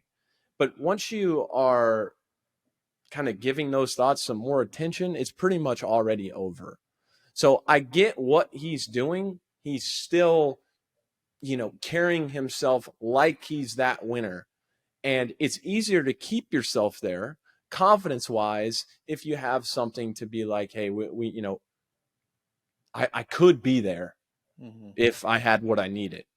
So, and also from your competition's point of view, you never want your competition to just think you're just not that good. That's why you see a lot of guys, they get beat. They talk about lappers. They talk about arm pump. They talk about stubbing their toe on Tuesday. It's not because it's not for the fan. It's not for the fans. It's not so public perception is like, you get let off the hook. It's way more about what the other guys think. It's way more about what the guy that beat you thought. There's been plenty of times where I've won. I've been super stoked on beating the guy behind me. And the guy behind me has been like, oh, well, I was sick. I was this, I was that. And at least makes me stop and think, maybe I haven't seen the best of him yet. And so to a degree, I get it from Jorge. I thought it was a big step for him to get the whole shot. He looked good out front, lead 15 minutes. So I saw he's just riding a bit freer on the bike. So it's coming. And I still think, I really do think that he can be a podium guy. Again, I'm not ready to say that anybody can beat Jett. I'm not there yet. I'm not. But yeah, I just think looking at his lap times, JB, he's been dropping off a lot last 10 minutes of the moto. And look, sometimes when the bike is kicking you around, and sometimes it can affect your fitness level. But for someone of his caliber, for somebody that wants to come over here self-proclaimed and kind of conquer this, be the best in the world, like, you're kind of expected to be fit enough to deal with that. Like, you can't drop your lap times 8 seconds a lap and, say it's the bike's fault. You just can't do it. And I hate to say that because it's mean. And you can go back and check my lap times. There's plenty of times where I dropped off the pace big time, guys. So chill. But I'm rooting for Jorge. I'm rooting for him. But yeah, just got to say it, man. Let's chill on the I would be winning if type of stuff. Yeah. Yeah, I agree. It was cool to see his style and stuff up front, though. Feet on the pegs a lot. Seems like he likes He's his so rear end smooth. pretty low, though. I mean, you rode that Kawasaki. Like, doesn't it seem really, really low and we're kind of high in the front to you right now? Yes, I always liked the bike that way. Yeah. I think the Kawasaki is such a stable motorcycle. It's so good in a Mhm. straight line. I mean, that's what the bike's always been known for, as you know. Justin, I always like to tailor, and we've talked about this before. I like to tailor, I like to, the bike's strengths, like really tune the bike to its strengths and not really try to, and just deal with it in the areas that it's weak. So I think the bike always worked better with the rear a little lower, in my opinion. As long as it has some hold up, the only reason to me that a low rear end wouldn't work and why it wouldn't work for someone like a Tomac is because Tomac gets on the gas so hard in the middle of the turns, the back sinks, the front's light, and then you can't control where the bike's going on exit. Jorge, like you said, super smooth, a lot of momentum, not a lot of stop and go, light on the throttle when he gets on the gas. So the rear, he's really not making the rear sink even lower than that. So I personally like the direction. Of course, it's a feel thing for everybody, but I do agree it did look a little low. Yeah. Let's actually break something down real quick, AC. Cole, you pull up that clip before the finish line. So Jett, I noticed, was doing that a lot. After the sand rollers, you jump to that inside, and then, I mean, he was making up so much time right there. It was unbelievable. And then before we push play on this podcast, AC, you and I were talking about this. This is the difference. Like, people say, oh, how's Jett so much better than everybody right now? It's the little things. So you see right there, they jump to the inside, get over that mound, and he did that time and time again, and he would do it standing. So what he could do is carry a ton of speed through the sand rollers and then stand off that last little roller, get enough pop over that inside mound, where Jorge wasn't able to do it standing. So he would have to kind of regroup a little bit and then seat bounce that, which that could be maybe the low rear end, doesn't give him as much pop, or maybe it's just a speed thing. But right there, you see Jett get over it extremely fast. And then this is the pass on Justin Cooper for the lead in that second moto, which is unbelievable. But look how much speed he carries right here. And then he jumps it standing up, and just so much speed. Now, and he did that time and time again. It wasn't just that time. Maybe he did it better that time or a little bit faster, but he was doing that pretty much all day long. Huh, AC? He was. And again, we were talking about this at High Point, JB. You brought up a great point. Jett's angles. Mm-hmm. Like, if you land, when you're carrying that much speed into a technical obstacle like that, and you land with the bike a little bit too leaned over, like he did, admittedly, in the second moto, kind of on the other option to the outside of that, he was asking too much of the tires. But especially, you just have such a small window of, if you're too leaned over, it's a mistake. If you're not leaned over enough, it's a mistake. And the top 30 guys can do that, but they can't do it lap after lap after lap after lap. And that's what Jett does so well. For Jorge, as you see him coming through the rollers here, you see him kind of check up a little bit, sits down, And what that does, it's going to get him obviously higher. It's going to get him higher. It's going to slow his momentum down a little bit. So his margin for error when he lands off that single is larger than Jett's. And that's something that, like, you can technically break down why Jett is able to do that, but it's also just kind of a feel thing, Justin. Mm-hmm. Like, that's just kind of something that your coach isn't really saying, hey, you know, you got to do this. It's kind of one of those things as a rider that's up to you. Yeah, it absolutely is. And it's just, you know, Jett may have been making up half a second right there, potentially, just by not having to set up and having to sit into that. So, yeah, just little things that we noticed that we figured we'd show you guys. And the pass around the outside right here. Yeah, unreal. The disrespect, man. I mean, that's just disrespect. It really is.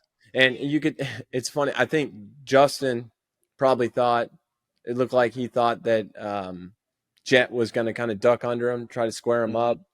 And just for Jett to realize it, like, Jett had to realize that and make a decision to go to the outside, like, in a split second. If he hesitated a little, just even a little bit, Justin's going to cut him off on the face of that jump 9 times out of 10. Mm-hmm. So, yeah, just little things like that. Impressive move. I thought it was cool. Anytime Jett gets a bad start, you could say the same thing about Eli Tomac, you know, in recent years. It's always cool to see these guys just figure it out, just figuring out a problem on the fly. Yeah. Pretty special, man. Well, let's talk to him. Let's talk to Jett Lawrence, the Redbud national winner, and shoot, all of them so far. He's won 10 out of 12 motos. Let's talk to Jett. Let's go, man. We're moving up in the world, JB. Jett, thanks for taking the time to join us on the show today. We appreciate it. Fresh off of a Redbud win. Dude, you've won all the overalls so far. 10 out of 12 moto wins, fresh off of ACL. Have you surprised yourself a little bit? Yes, honestly. More so the first few rounds, I think it was. Just, like, wondering where my fitness is at, how my leg's going to withstand, like, with being kind of not having a lot of training on it, with trying to get the fitness back on my leg. So I wasn't sure if my right leg was just going to be dead 15 minutes in and not have any power in it, and I was going to be all on my left leg. So I've surprised myself a bit, but the last few weekends I've just been feeling honestly better and better, and not really surprising myself too much. I've just been more happy with my riding, I would say. And when we saw you go down first lap, Moto 2, obviously you've been dialed in. You turned it on at Southwick. I think we saw you kind of get to a new level. You're starting to get more comfortable after having a few months off the bike. Is there an aspect, like when you went down, is there an aspect of it that you're going like, man, this is going to be fun. Like, it's going to be fun ripping through the field? Yeah, honestly, I'm like, the first thing, obviously, you come to mind, all right, get up, got to get going. And then once I got up and got around a few turns, okay, where am I at? And thankfully, the pit board was a few turns after the finish, so it kind of really helped. And I've seen P18, so I'm like, oh, all right, well, we got some work to do. So this will be fun to see where I can get back to. And I had an eye on Jorge where he was, and I was roughly trying to gauge who was in front of me. And I'm like, all right, Jacob's going to be good, Hunter's going to be good, Chase going to be good. If I can just try and surprise them the best way as I can to try maybe get through or stuff like that, it might be the best chance. But I had a lot of fun. I had some good lines. I felt good. The bike felt good. We made a change from Moto 1 to Moto 2 and did a siding lap, and I'm like, that doesn't feel right. We did a clicker change, and it felt really nice. So I was, like I said, I had a lot of fun. It was good. AC, you're an NBA fan. I don't know if you are or not, Jett, but there was like half a lap where it reminded me of a team was like down by 10, and then all of a sudden they were up by like 5. It happened like that. You went by Chase. I think you went by Malcolm. And then let's talk about this pass on RJ and Jacob. After the sand rollers, I mean, come on, man. Come on. That was unbelievable. No, it was, dude, I'm surprised it worked, honestly. So I came across that line it was like, I found it earlier. So when I jump over, the one time I jumped over and I nailed it, and Hmm. I came out way too fast to that kind of in that dip to go to the finish line jump. And it was a sketchy moment, but it worked into a really good line because I kind of land on top of those ruts that would all cut back to the right side, and it kind of flattened the line and had a really nice. Ended up making one time taking it, made a nice rut around all the hard pack slick stuff on the inside and those two main ruts. It was prime, and I'm like, it's not a bad line because if someone takes the outside, they're stuck on that inside. They can't really defend at all, and yeah, dude, the move on Jake in the second one, I got it clean. I committed to it, got to that outside point, and the only thing I had to be like aware of is hitting that bank and not coming back across on Jacob. But once I got it, I kind of like chuckle. It was like a I can't believe I kind of pulled that one off cleanly, you know. So that and are you talking about RJ the first moto? Well, you did That kind of the same thing to yeah. RJ. Yeah. Yeah. And yeah, the first moto had a little sneaky line where you can kind of like cut it a bit. And Hudd and I spoke it before the first moto, and it kind of someone must have cut it, and it just had to be close enough and put it together. So I was really happy with those ones. Those ones were like fun passes. Yeah. So there's a lot of Jett Lawrence fans out there. I see. I'm always, as a analyst now, I'm on the social medias checking to see what the climate is, what the fans are saying. Sometimes when you have a performance like you did at Southwick, like you did at Redbud, there's some fans of yours that are a little worried. They're worried that you're going to get bored. You're going to retire young because you're just going to be so bored. What I want to get your take on that. You look like you're having fun off the bike, on the bike, but let us know, how is it for you? Funny thing, the biggest thing that keeps me like enjoying the weekends is the racing's great. Like I love the racing. I'm having a lot of fun right now, like you said.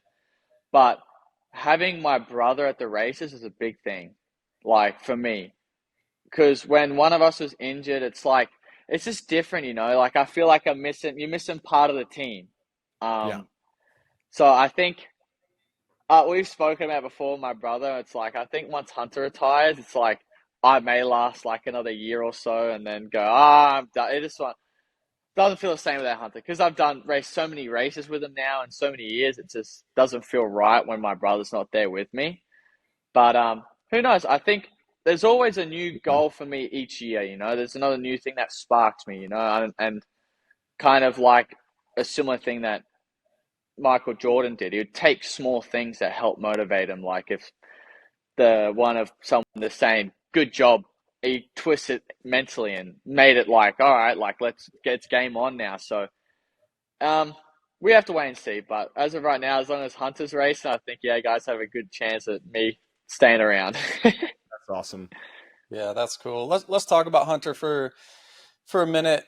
Do you guys ever like I guess let's step away from the track because at the races, I mean, you guys are the best two guys right now. You're going 1-2, but away from the track, do you guys have to pinch yourself? I mean, even take me back to growing up in the Sunshine Coast. Obviously, this was a dream, hmm but it's now a reality. I mean, you guys are the two best guys arguably in the world right now.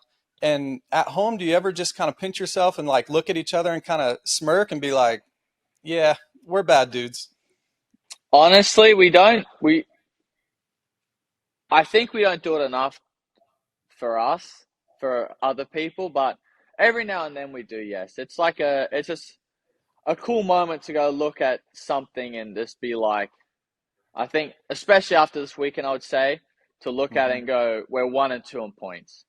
Last year when we tied on points in Las Vegas, those moments I think for us are like, hell yeah, this is sick because, and more so, I feel like more so for my dad as well. Like you have both of your boys at the top of a sport, you know, and battling and competing together, you know, and I think it's awesome, you know. Sometimes yes, I have to pinch myself and just like realize like dude, like, I'm up here, this is awesome, but I'm getting to do it with my brother, and I think that goes back to the same thing of having my brother there makes it so special, you know? Like, if he wasn't there, it wouldn't feel as special, I think, as it does when he is there. I think one of the things that maybe overlooked a little bit when I talk about your program, we were just on the show last week, and I was talking about Dazzy and just being around the industry, kind of hearing about your guys' program, and just listening to Dazzy, obviously being around him a little bit. It seems like everything is very intentional. Bike setup, what kind of track you're training on during the week, like what part of the country you're training, like everything is intentional. I'm wondering, kind of when you were a kid coming up, was he hard on you guys? Did he push you hard in terms of just like a gnarly coach, or was it more of him kind of guiding you along, and it was kind of under your own willpower, if that makes sense? It was it's like a good happy medium, though, because you need discipline as a kid. You need to be told no, yes, like you can't just be always told yes, and so it's a good happy medium of being disciplined, but also like kind of knowing, because he knows deep down that if we're working on something, okay, say if we're working on corners when we were younger, trying to do this, and for Hunter it worked really well with, for me not as much, and Dazzy will kind of like get to a point with Hunter and be like, come on, like maybe it's not good enough for it, and Hunter will get that like, oh, like, no, I'm gonna prove you wrong, where Dazzy had to learn a new way with me, because when I was younger, he'd like, maybe it's not good enough, and I'm just like, yeah, maybe not.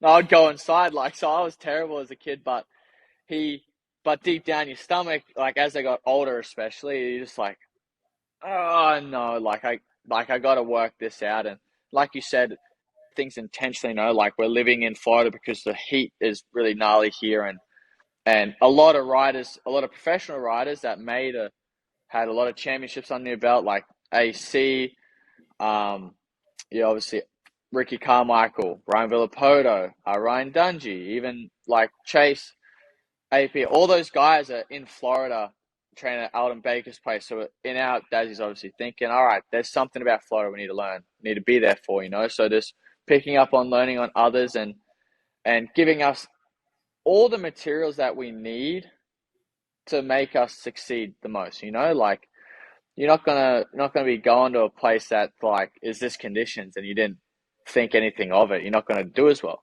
If you go, okay, we're getting these conditions, riding like Southwick, for example, okay, we got to go to a sand track that's going to get us our sand legs and blah, blah, blah. So everything's very intentional, I think. And Dazzy, we're at the stage now where Dazzy just has to kind of not guide us, but like has to only say a few words for us to go, oh, okay, yes, okay, we're doing this, Right. doing that. So he's very smart. He's learned us the best and knows how to not work us, but like what sparks us best of going, oh no, this is right, or okay, actually let's go this way with the bike, or no, I'm feeling like this. So it's good to have him in our corner. It's like a secret weapon.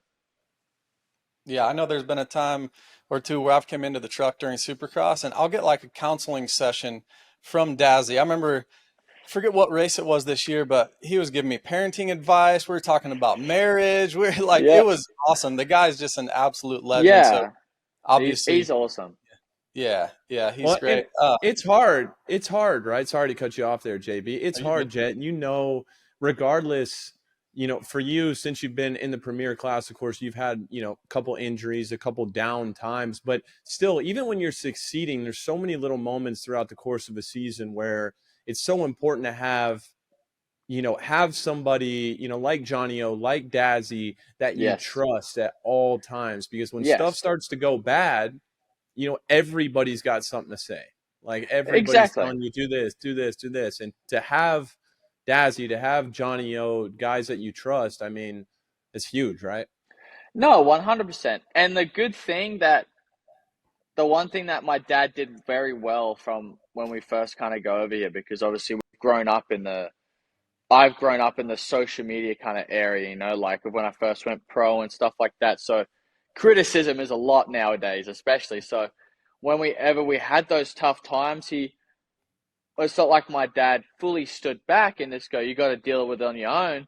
But he would kind of let me learn what it's like in this bit of a mental struggle. So and to make me mentally stronger. So then, and now with anything, my dad's I believe in my boys, whatever. If I leave this earth one day all of a sudden, I know my boys will be strong. I know my boys will be tough, look after the family and whoever they're dating, married to and stuff like that. And in any predicament on the track. So it is good having him in those situations. And he's there, thankfully, if I'm lost on something, it's I'm in a hard spot where I can't get past this one thing. He helps to simplify it. Doesn't do anything crazy. It's not like you're this, you're that, and this. Dude, it's this and this. It's not that really big of a deal, and it's just nice to have someone like that in your corner to just simplify it and calm it down, not make it as big as it seems.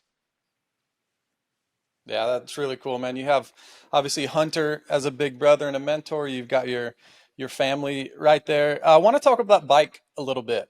Maybe the most brilliant thing that you guys have done is, I forget what race it was, but I asked one of the Honda guys, or maybe one of us was talking, and the only difference between you and Hunter's bike at the time was basically grips, and I think he had a little bit more oil in his fork. Well, now it seems like he's running the same grips as you, right? You guys run the same? And then I think so, yes. Yeah, you jumped on his bike this past weekend during press, and you guys are riding each other's bikes. This is brilliant. You're testing a little bit, you're doing things together. The bikes are nearly identical. Talk about that a little bit. That's cool. Yeah, so us swapping bikes, honestly, it helps out the team a lot more, and helps out us. It's a win-win. The guys aren't having to do so much work on taking this shock out, then taking my shock out, swapping the bikes, doing this, doing that. I know my setting, and I know Hunter's setting really well. I know I'm a bit heavier on my feet, more to the rear end of the bike my weight is, where Hunter's more central forward. I'm central rear. Just because I have a bit longer legs, and that's how I ride. So a lot of the times we can swap each other's bike and go, yeah, I felt this had a really good character in it, but for me on that setting, it just was a little stiff. If this is Hunter's talking in the rear, it's a little stiff. I think I'd go a little softer, or we'd do something to compensate to make it fit Hunter more, or from vice versa. I'll be like, you know what, this a little softer. Like on the weekend on press day, Hunter had a lot better shock than I did. I had a different bladder in mine, or no, top spring, and I didn't like mine as much. I went on Hunter's. And I already knew he wasn't going to like my shot because it felt stiff for me. I'm like, he's going to hate that thing. And he only did one lap, and he was trying to see if I was in pit lane. He had to do another one. But I rode Hunters and go, yeah, it had so much more compliancy. It tracked good out of turns, but it was a little soft on the bigger braking bumps. All right, we put either a little bit more oil in, raise it maybe a smidge. That's up to the suspension guys. But this kind of helps tick a lot more ideas off in a day of testing than us having two bikes, so it also helps out the mechanics, I think, with having a little bit less of work. Going back to Redbud, I turned my TV on and I was angry, Jett. I was angry. You know why? Because they ripped that track so unbelievably deep that it looked like a muddy Unadilla or something. Dude. I'm like, where did Redbud go? So my question to you, and I've always been a proponent of let the tracks each have their own natural characteristics, right? But my question to you is, what do you think about that? What do you think about that super deep prep?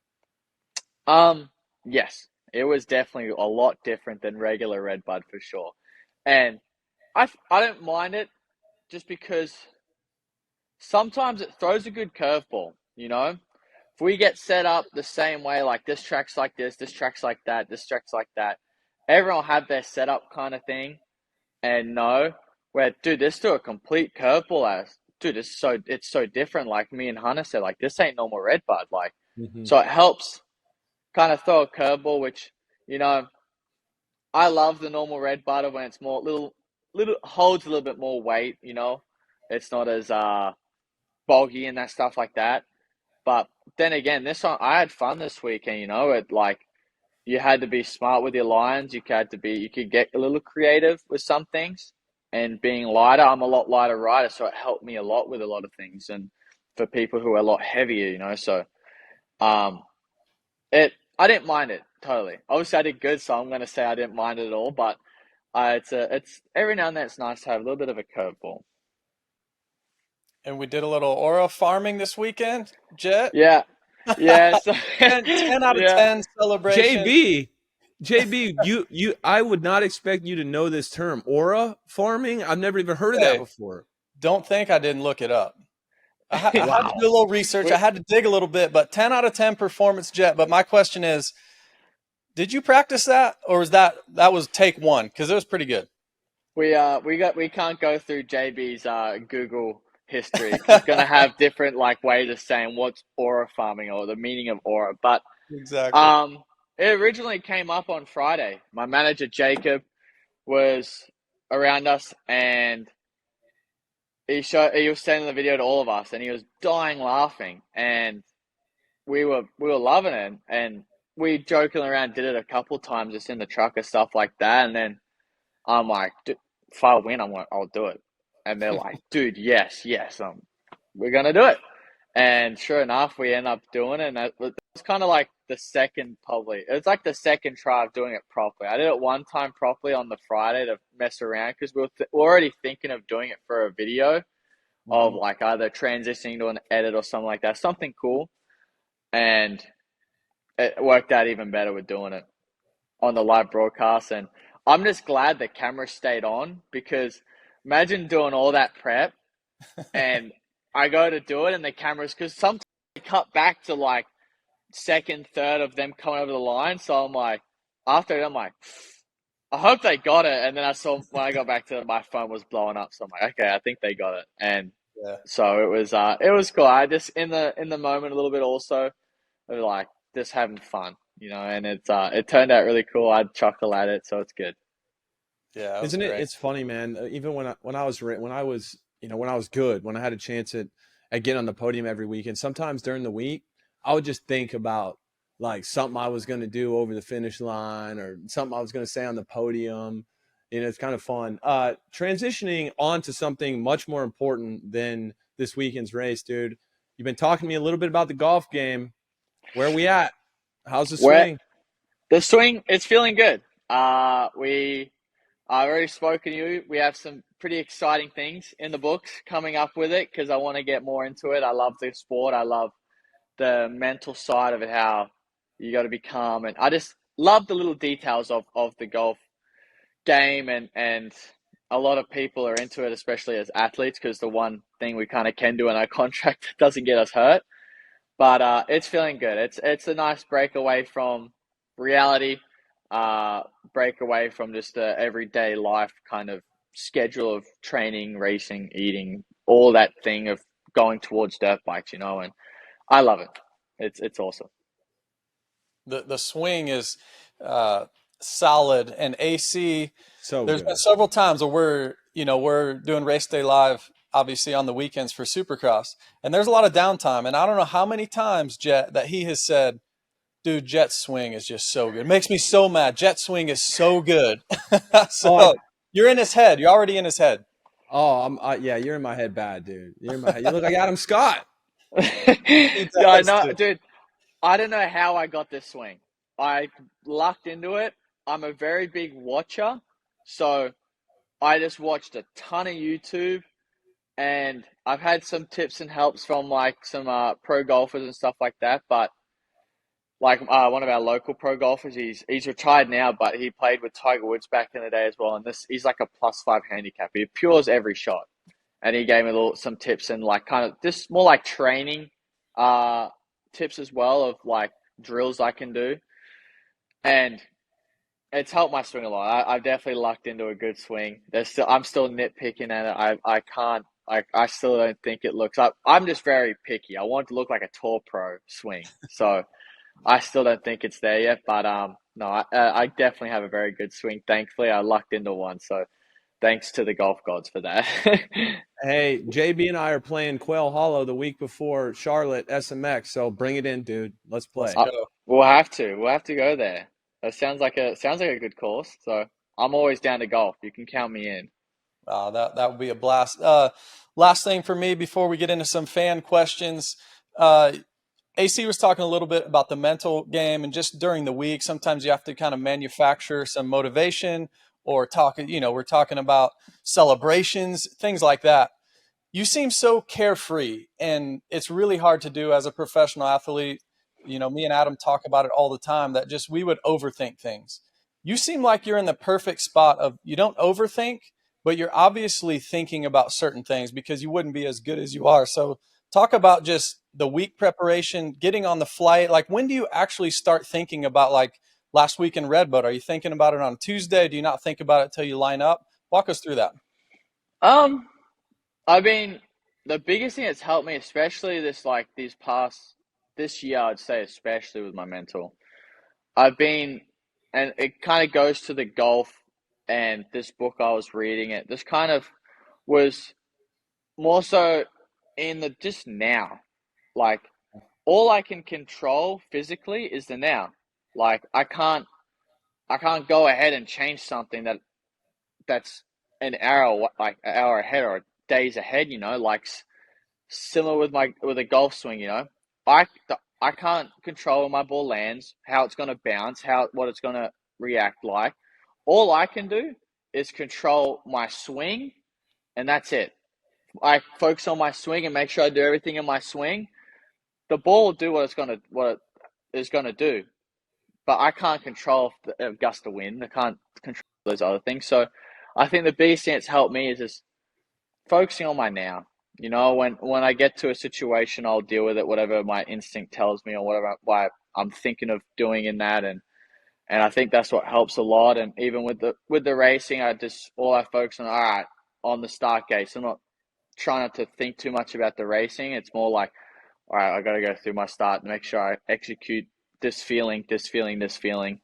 And then I kind of know my riding. I don't think too much into the actual lap side of thing. I normally rely more on instinct with that because I feel like I trust instincts a lot, and whatever happens will happen. I feel like I can trust myself with that, but all I control is my start and just trying to execute that. And then once we second, third, fifth, sixth, 10th, we'll go from there. Dude, if you have work ethic and you have that mentality that stay in the present moment, which it's so difficult to do, especially now, like you said, growing up in the social media generation, all this stuff, all this outside noise. Like, if you can figure that out, man, you could probably be the president of the United States if you wanted to, man. But I don't hey, know. I thank don't have you. the intelligence for that. I'm not that smart. I'm just dumb smart with certain things. A lot of people are talking about they want to know what your training regimen looks like during the week. Yeah. My training during the week, it's pretty simple. It's not like too crazy. It's like Mondays all the time is if we're getting from a race, it's just, a cycle, maybe some gym, depending really on the race before. Like a Southwick, very energetic, so we won't do gym because we don't want to build up some of that energy again. So more just a recovery cycle, recovery day, and then Tuesday, sometimes we're working on different things of the bike and we're doing our motos. And right now we're just trying to build as much laps as I can because I feel like the more time I spend on the bike doing laps and builds my fitness, builds the knowledge of what my bike does in certain bumps, certain ways, and kind of takes care of a lot of things without thinking of it in a way. So that's Tuesday. Wednesday, some starts. Obviously, we'll add starts on there and just refire those muscles again. Then a lot of times Thursday, we're flying back to the race again. So just in case any storm, we live in Florida. It's raining a lot. There's a lot of storms. We fly out Thursday just in case something gets delayed, cancelled. We still have Friday to try and catch a flight. Hey, what's the go-to airline? Dude, we jump around a lot. So we do anything that's direct. We used to stick to an airline, but I hate layovers. The same with Hunter as well. He hates layovers. So because we always find when you have layovers, there's always drama, something getting delayed, missing the next flight. So like, if we can find a direct, we'll take it. So anytime we have layovers, we're stressing. Respect. All right. What music does Jett listen to when prepping for a race to hype him up? I would say the last few weekends. Oh, let me have a look. Last few weekends, it's been like, I don't know what you would say it is. It's like house tech, not techno, but like upbeat songs, like like Fisher and them, Oh yeah. like that kind of style, like Fisher. Right now, I like Fisher. I got a whole lot of random ones. Like these are some of the random ones, but right now I'm really liking is Certified by AYYBO, and then In My Head by Chris Lake and Amber Mark. Those ones are just, but like, I've learned my lesson from when I first was going pro. I can't listen too much like hard hyped up music, because then I just go do stupid stuff. It's when I was crashing a lot. So I learned my lesson. I'm like, no headphones on the start line, because I just go like, I just think I'm Superman. I go do stupid things. So Spotify over Apple Music then? Yeah, I'm a big Spotify guy. Big Okay. Spotify guy, yeah. Dylan, she released her music obviously to both, but we're on Spotify so we can help her out with the views so she gets more money in the end. What's one life hack that's made a noticeable difference in your life? One life hack, for me personally, it's been reading in the mornings. For me, reading in the mornings helps. Honestly, it helps with my talking a lot more. Even if I'm reading in silence, it's like this. It's almost like training. You do bicep curls to work that muscle to fire that bicep.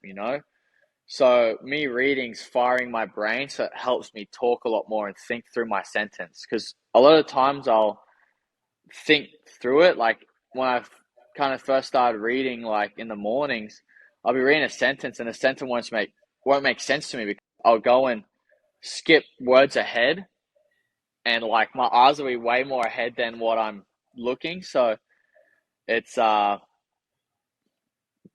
for me, and being strict on that and being disciplined to try and do that each morning for 20 minutes, 30 minutes, even a couple pages at least, try and do that every day. Jett, are you 21, right? Yes. Yeah. I turned 22 in August. Gee, Adam, we're Getting so up there. lucky. We're just sitting here talking to him instead of lining up, because 21 years old, he's already got the mental game figured out of being in the present moment, living in the now. He's reading in the morning at 21 years old. Dude. I know. I'm like a book guy, like self-proclaimed book guy. And I don't think I was reading by then. Not Jett, at what's the 21, last huh? book you read? So I'm still reading this one book, and I don't know who the author is, but I'll tell you the one that helped me a lot was this one book, and it's called what was it? It's like being comfortable being disliked, or being happy to be disliked. It's something. Yes. Have you seen that? Yeah, I've read that book. It's like it's a back and forth between Yes. like the kid and The the philosopher and the master. student. Yes. The courage to be disliked. Yes, that's it.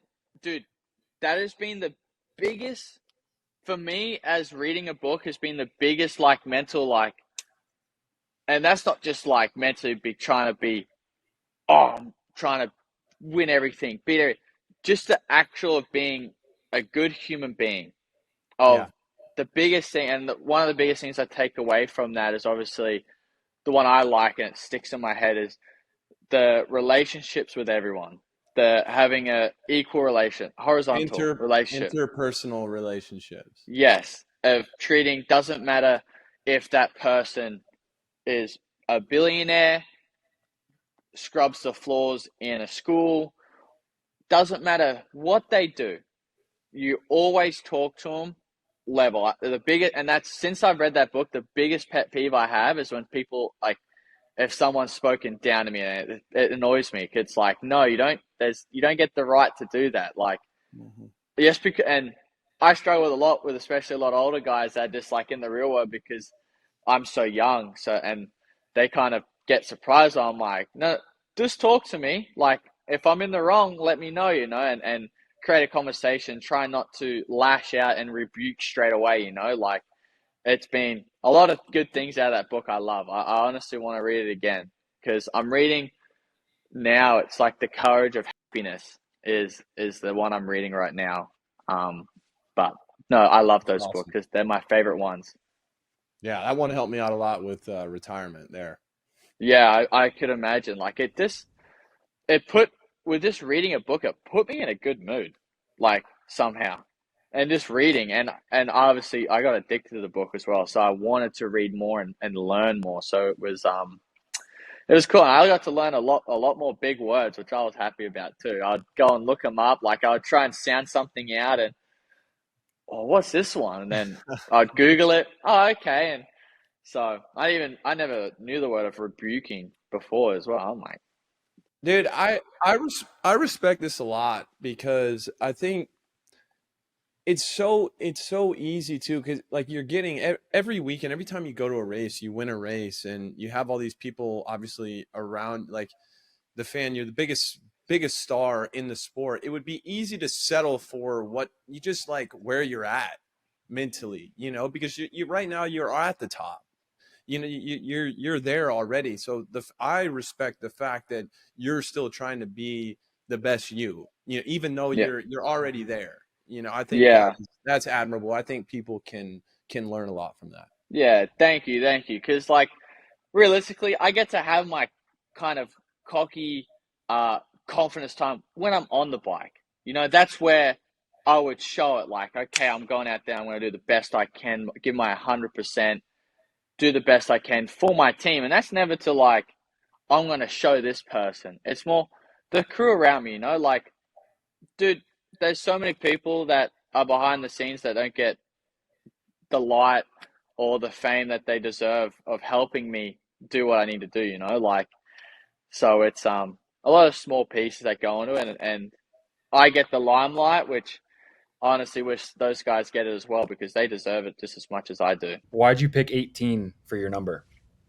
I picked number 18 because of, I mean, with the points, if you get a certain amount of points, you can pick a number. And that the year of 2021, I had number 18. That's the points that I got to. So I was dealt with that one at the end of that year because I got the championship in outdoors. You kind of can pick a number to kind of make your career number. And I had a chance to go to a single digit. I think I looked at number 8, but I liked the number 18 because I won my first championship when I was 18.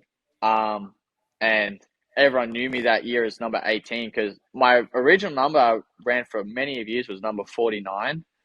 And I almost wanted to go back to it, but it was kind of also a little bit of marketing. Like, if I go to 49, I'm just going to get a lot of questions like, why did you go to that number for?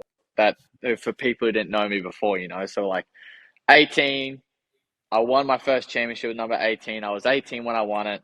We're going to go with this. And do you ever catch yourself thinking about random stuff when you're cruising out front? Yeah, I have a few times. I've like split seconds of just even just like conversations of like, or I could have a conversation after this, or a podium speech, or oh, I'm craving this food right now. Sometimes it's a song. I have a song stuck in my head. Like I do get caught out a few times, but lately we've been good. That's been more younger me. So now we're a little bit more focused on the task at hand. It's I love awesome. it. I love it. One last thing, Jett. Let's give AC a sales pitch on how amazing the Sunshine Coast is. I tell him all the time. He's talking about vacationing this summer and the fall. I think we drag him over to OzX Open and show him a little Sunshine Coast life. What do you think? I think so too. Just imagine, man, dude, you have beautiful beaches, but then yet again, another thing, you have beautiful beaches, cafes right on the beach that's just like Yes. 100 feet off the shore, but then there's no houses. So then there's nice grass. There's some reptiles, maybe some lizards running through the bushes, some birds. Then okay, we have cafes. Oh, then you got great food, great milkshakes, bacon and egg burgers with the best bacon. The eggs taste different. The bread tastes different. You have the food's good. Then you have people that is lovely and nice. You could talk to anyone. Um, The coffee, then the coffee. the coffee's great. You have coffee club. Go to coffee club. You can Yeah. have a nice coffee. Get it, dude. The banana bread, dude. That would take me down any day of the week. I love that stuff. I love banana bread so much from there. Banana bread. The bacon's good. This, it's good, man. I don't know what else I have to say, but it's a good vacation spot. Bags are packed. Bags are Was it packed, good? boys. We'll There see we you go. there. We'll see you there in November. Biggest selling point. The golf courses there are way cheaper than here for better conditions. Let's do it. Oh, I'm 100. going I'll now. probably. I don't know if I want to. I don't know if I want to go through the hassle of bringing my clubs all the way on the other side of the world, but I will definitely make sure I have a good rental set lined up. But I'll be Don't there. worry. And Hey, I have friends there. I have friends who have golf clubs. They'll hook you up, especially on the Sunshine Coast. if I come there, we're all playing golf at some point. Get a little video, do a little 1000%. social thing. You know what I mean? Yeah. Let's do it. Even Melbourne, like there would be nice courses there, and like, because I think this year we're flying right into Melbourne because they have it the week right. It's like the weekend after Paris, so I think we're going straight to Melbourne. But I know I want to do a few things while I'm there, so I'll definitely be down to golf. I want to see if there's a fashion show or something at that time as well. It'd be pretty cool to go to in Oz. So Let's go. we're Let's looking go. for something. Nice. No skirts though, man. No skirts. No skirts. Don't worry. No skirts. I like long straight pants. The baggy We're good with pants, that. dude. Those are Yeah. everything now. I got the baggy jeans. We're gonna get JB on that. Are you We there, might. AC? You're there? I'm jeans? so there, dude. Really? I It's just a dropped balance. I just dropped about $1,500 in LA on 2 pairs of pants. Wow. Okay. Yeah, We that's need where I'm to, at. you know what we need to get you? We need to get you some Santos Studios. I'm gonna do a little plug for my clothing company that I'm Let's partners go. with. But Santos, we have the perfect jeans, great fitting. They're baggy, but not too baggy where you look like it's you. Okay, he obviously just ordered whatever's on the shelf and it doesn't have his size. It's fits well, classy. It's high end, but not overpriced. It's in Nordstrom now, all around America. Hey, I'm a free look- agent. I'm a clothing free agent, dude. I'm a free Hey, agent. we'll I have know to- Bear. I did a podcast down there with Twitch. Yeah. Bear, that crew's sweet. So, dude, I'm size large, bro. I'll give All right. you my address. All right, I got this shirt, the Jackson, the Santo one. We have athletic wear. We got shoes, bags, you name it. I don't work out anymore, so I don't need Oh, that. that's fine. It's probably for the best. No one likes working out realistically when they're happy. That's awesome. Sweet. Jett, thank you so much, man. Always a pleasure. You're wise beyond your years, that's for sure, man. Thanks for coming on. No, thank you guys. Thanks for having me on. I really have fun talking to you lads. So thank you. Thanks, brother. Man, who knew that Jett Lawrence wakes up? The guy's so carefree. We know him. We've been around him. Who knew that the man wakes up in the morning and reads books? Did you know? I didn't know. I didn't know. That's why I said, man, he's wise beyond his years. He just is. I always thought that about Hunter specifically. I think Hunter, he's like I don't know if he's 25 or 26, but I feel like he's like my age. He's like 40 in maturity. And some of that's rubbing off on Jett. And what I say to, I'm going to get on just a small tangent here real quick. I think that Jett's been successful every step of the way. And so you don't really have, yes, he's had some adversity, he's had injuries, and he's done a lot of hard things in his life. There's no doubt. But when you have so much success, and this is good parenting too, but when you have so much success, it's really easy to kind of get complacent with yourself. Even if you're doing all the work to, be the best you can be on the bike, there's no real driving force. Like for me, for instance, I can just relate it to myself. I always think back to the time my shoulder came out of the socket, Toronto 2014. I go back and I think, if that didn't happen, and I were, I've talked about some of my mental health stuff, some of my just behaviors and patterns, and had I won and just kept on winning, it would have instilled a lot of bad habits that I would have been trying to undo for a really long time, even if I had 10 championships. The only thing that forced me to look at myself truly in the mirror was like so much adversity. So the fact that, and not to say he hasn't had adversity, but just to see a young guy as successful as he is, making the money that he is, that is, he doesn't really strike me or maybe anybody else as like necessarily a very introspective guy. I think part of why he's so great is that he keeps it simple to a degree. Not to say he's just a simple human being, but I think he knows when to turn it on and he knows when to turn it off. And I just think that's a great example for kids to see, like somebody at the top of their game, young, gazillions of dollars, and he's still trying to better himself. JB, I got a lot of respect for that, man. That's cool. Yeah, that was the first thing I thought when he was mentioning him reading books and kind of self-growth, was how much that's going to benefit him post-racing. Yeah. Like just in life. Because look, does he race past 30? Man, probably not.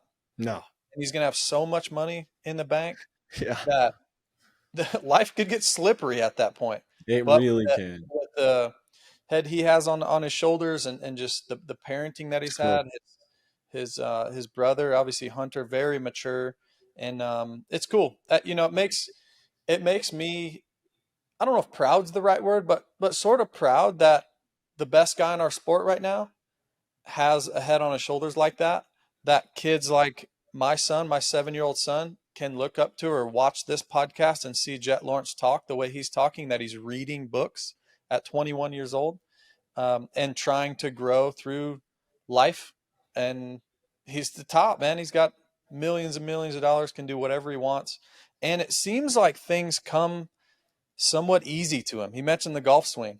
Yeah. Like, can you imagine that? Just like picking up a golf club and having that swing. And he's just an athlete. So that even more could put you in a sense of just like, yeah, man, I'm good. I can do whatever I want. I don't have to read. I don't have to self-grow. Look at me. I'm dialed in. I'm a handsome 21-year-old that's got millions of dollars and the best at my sport. Like, why would I need to wake up and read books? Yeah, totally. Totally. Yeah. That's Impressive, cool, man. man. Yeah. I didn't know that about him. One thing I want to talk about before we move on to 250s. Of course, we've ran long. We've been doing that lately. Antonio Cairoli, 39 years old, brings the Ducati. First time we've seen the Ducati in pro motocross here in America. And he's right up in it, man. Yeah. He is right up in it. I mean, did you expect anything less? He's awesome, man.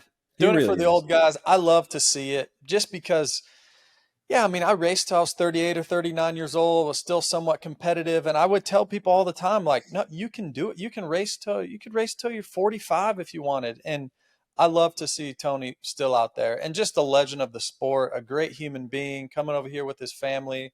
And then what a moment for Ducati to run top 10 that first moto.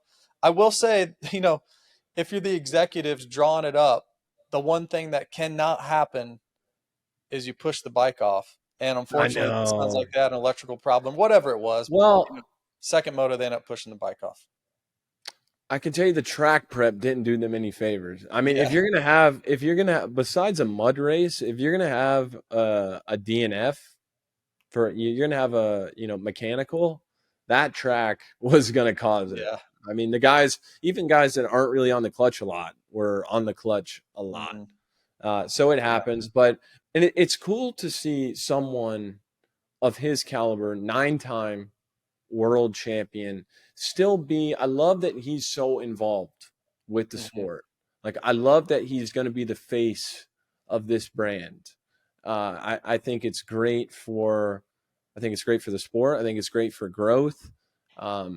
And he just strikes me as a guy that, he strikes me as like a pretty. We had him on Race Day Live. I really haven't spent that much time with him, but he strikes me as a pretty like doing it for the community guy. Like somebody that wants to kind of give back. And of course, I I love that. And just the fact that he can kind of race sporadically and go out there and be right up in. I mean, those are the best guys in the world. We've been talking about how stacked the field is for, 15 years. So just the fact that he can come over and do that right away is a bummer on the DNF. But I gotta say, he's gonna be in that 5 to 10 range at Spring Creek. Yeah. Stamp it. No doubt. He'll get great starts. He was running top 5 that second moto. And yeah, I love to see it. You think about the names that he's battling with, the guys that are healthy right now. It's so fun to be a fan. It really is. And he just adds more to the series. And if you're a rider looking at potentially going to Ducati, I think they did great. I think the bike was pretty good. Totally. And, Star Yamaha had a DNF. So a brand new bike, like what do you expect on a track like that? So yeah, I thought it was a great debut for Ducati, and then awesome to see Tony over here. It was cool. I agree. And let's hop over to 250s, Justin. And you know what?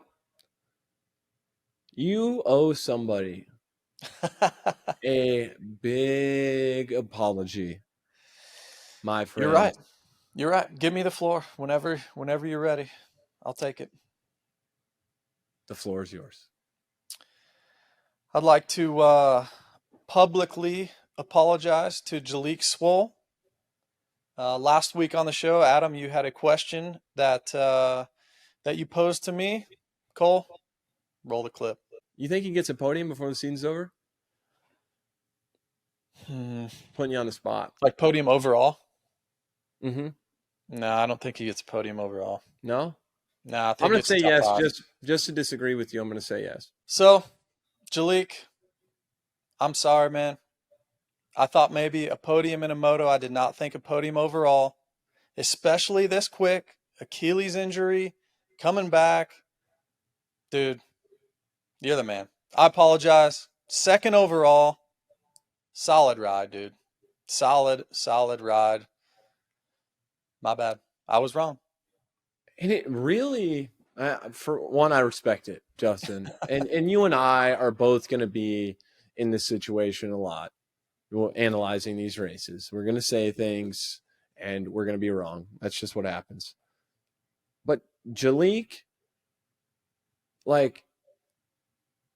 dude, I mean, to come back after an Achilles, which just had to be a complete heartbreak. Yeah. Saw Jordan Smith get the first win for Triumph in Supercross. That'll make you punch a wall. To come back to race High Point and for Southwick and Redbud to be race 2 and 3 of the year for you. For you to not fade at the end, man. And he messaged me. Did I tell you this?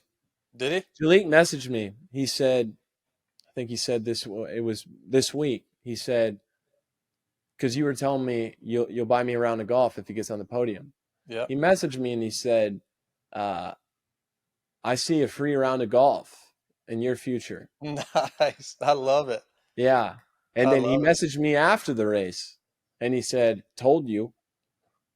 That's awesome. That's even better. I didn't know that. I love it. I love it. Great. Standing on business, dude. Standing on business. I love it.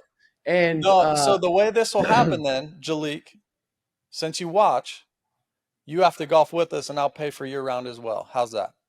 There we go. We're going golfing. Quail Hollow, Wednesday before Charlotte, SMX. Let's go. But anyway, and what I said back to him is to go through that injury like he did, to come back and be this competitive right away. The level of I already have a lot. I had a lot of respect for him. I think he's a grinder. I think he really tries hard. Mm-hmm. He's fought for everything he's gotten. And for him to be competitive right now, the level, and the level of all in that you have to be throughout physical therapy, with your training, with your diet, you can do all the right things. You can do every single thing right and still not be where he's at. So he had to do so many things right to be in the position he is now. I've lived that. You've lived that. And it's really easy He had a great year last year. It was going to be the year he was going to be contending for wins, maybe Yeah. a championship. It's really easy to let the emotion of that moment where nothing feels fair, I worked so hard, like, why did this happen now? It's really easy to turn that anger into kind of like, F this, I don't deserve this, feel sorry for myself. That's just human nature. Yeah. Like leaving yourself kind of not regulating yourself, that's naturally where you're going to go. And just the fact that he responded this way, I didn't see anything or hear anything behind the scenes of him. He's been pretty quiet on social, all that. But I see what happened, see Achilles injury, and I see the results where they are now, and I know what happened in between. Yeah. That man is all in. Yeah.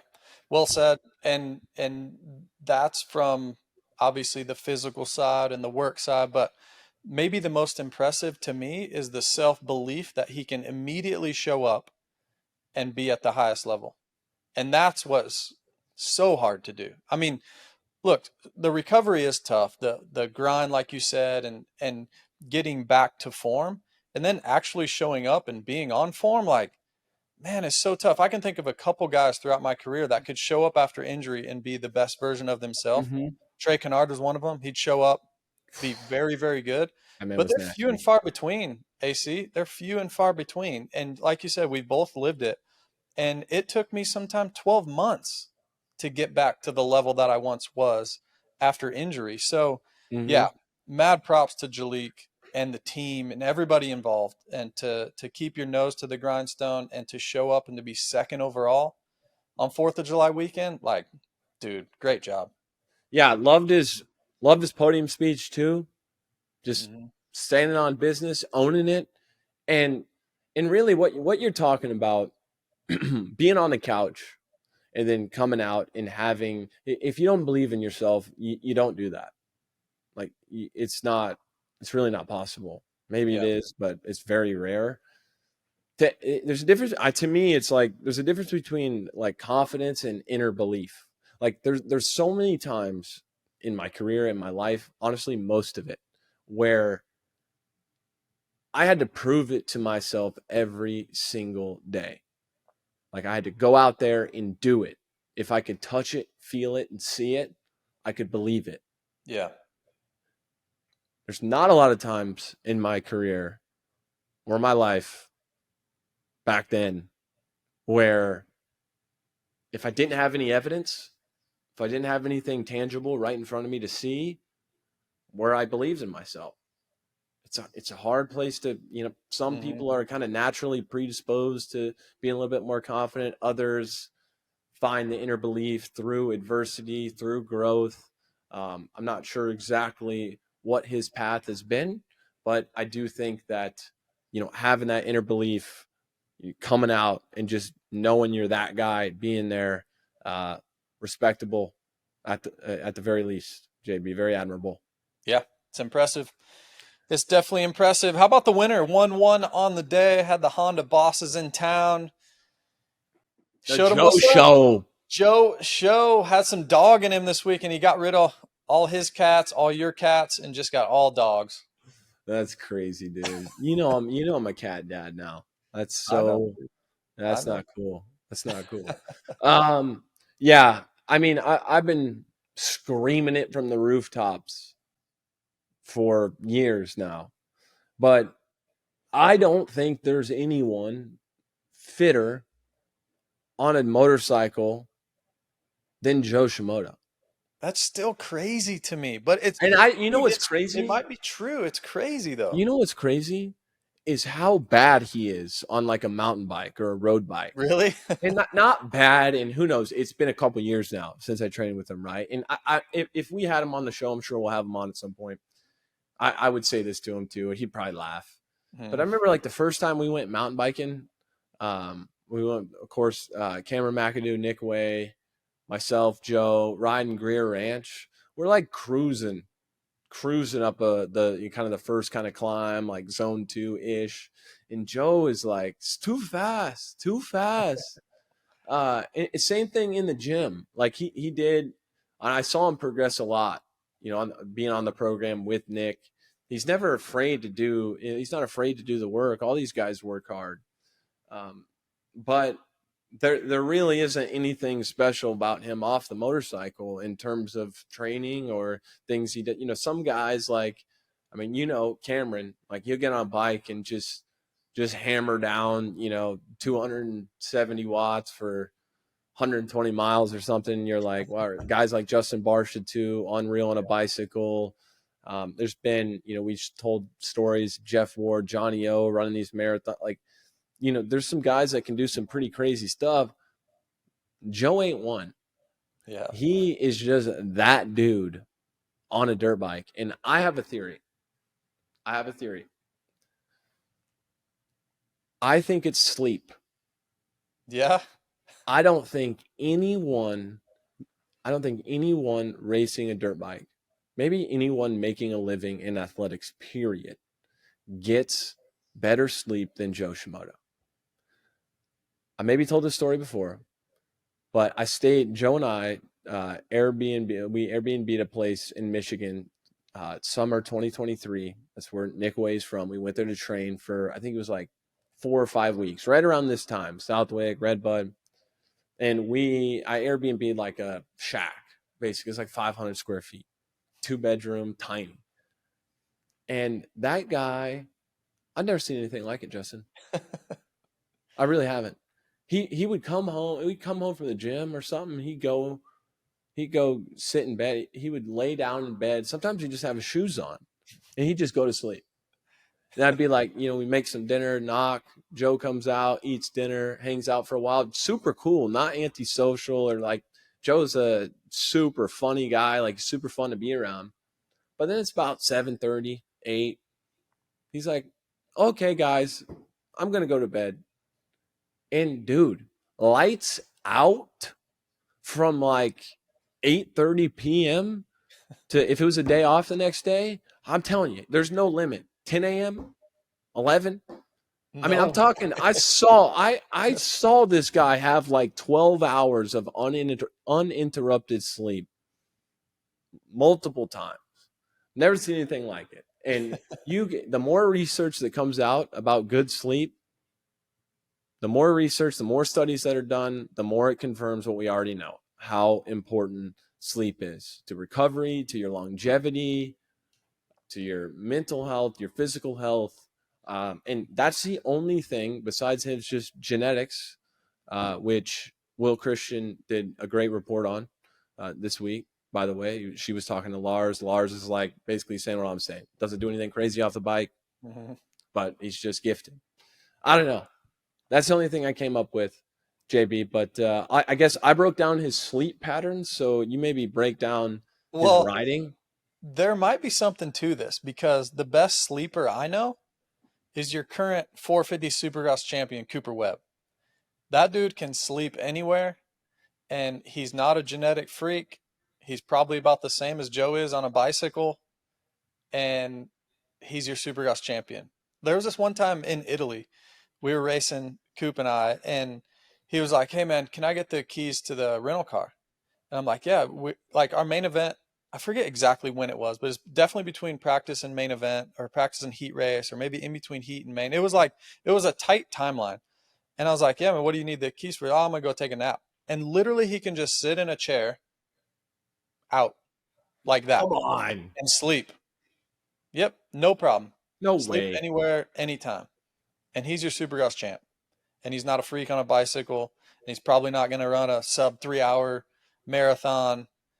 And so on and so on. So, ladies and gentlemen, the new training regimen is out. You just got to sleep. Well, it makes sense and why I never won a premier class championship, because I have always had like these bouts of insomnia, dude. I've won a Supercross race.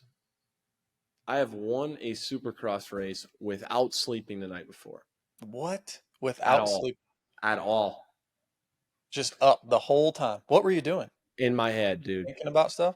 No, well, sometimes it's just like, and it doesn't happen as much anymore, But yeah, what would happen was I just wouldn't be able to go to sleep. My body wouldn't shut down.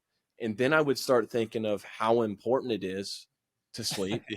Yeah. before the big, and then that would just snowball. Then you look at the Oh, yeah. clock and it's 2:30 a.m. and you're like, oh no.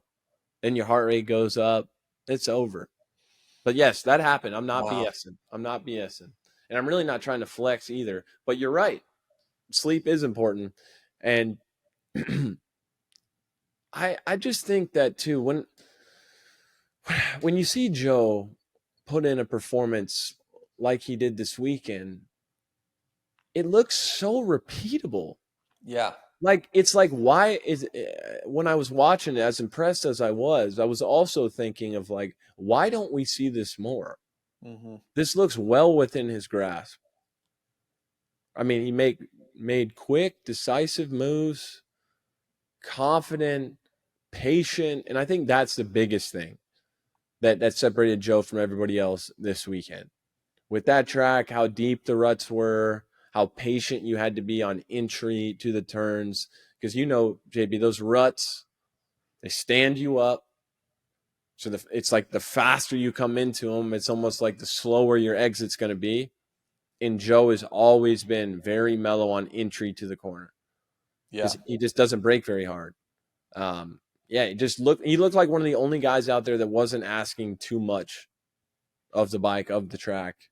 Mm-hmm. And yeah, I mean, I was watching, remember 2023?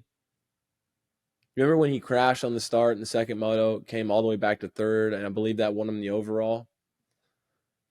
Like, he can go on a run, man. Yeah. Like Hayden, look, we'll get into Hayden.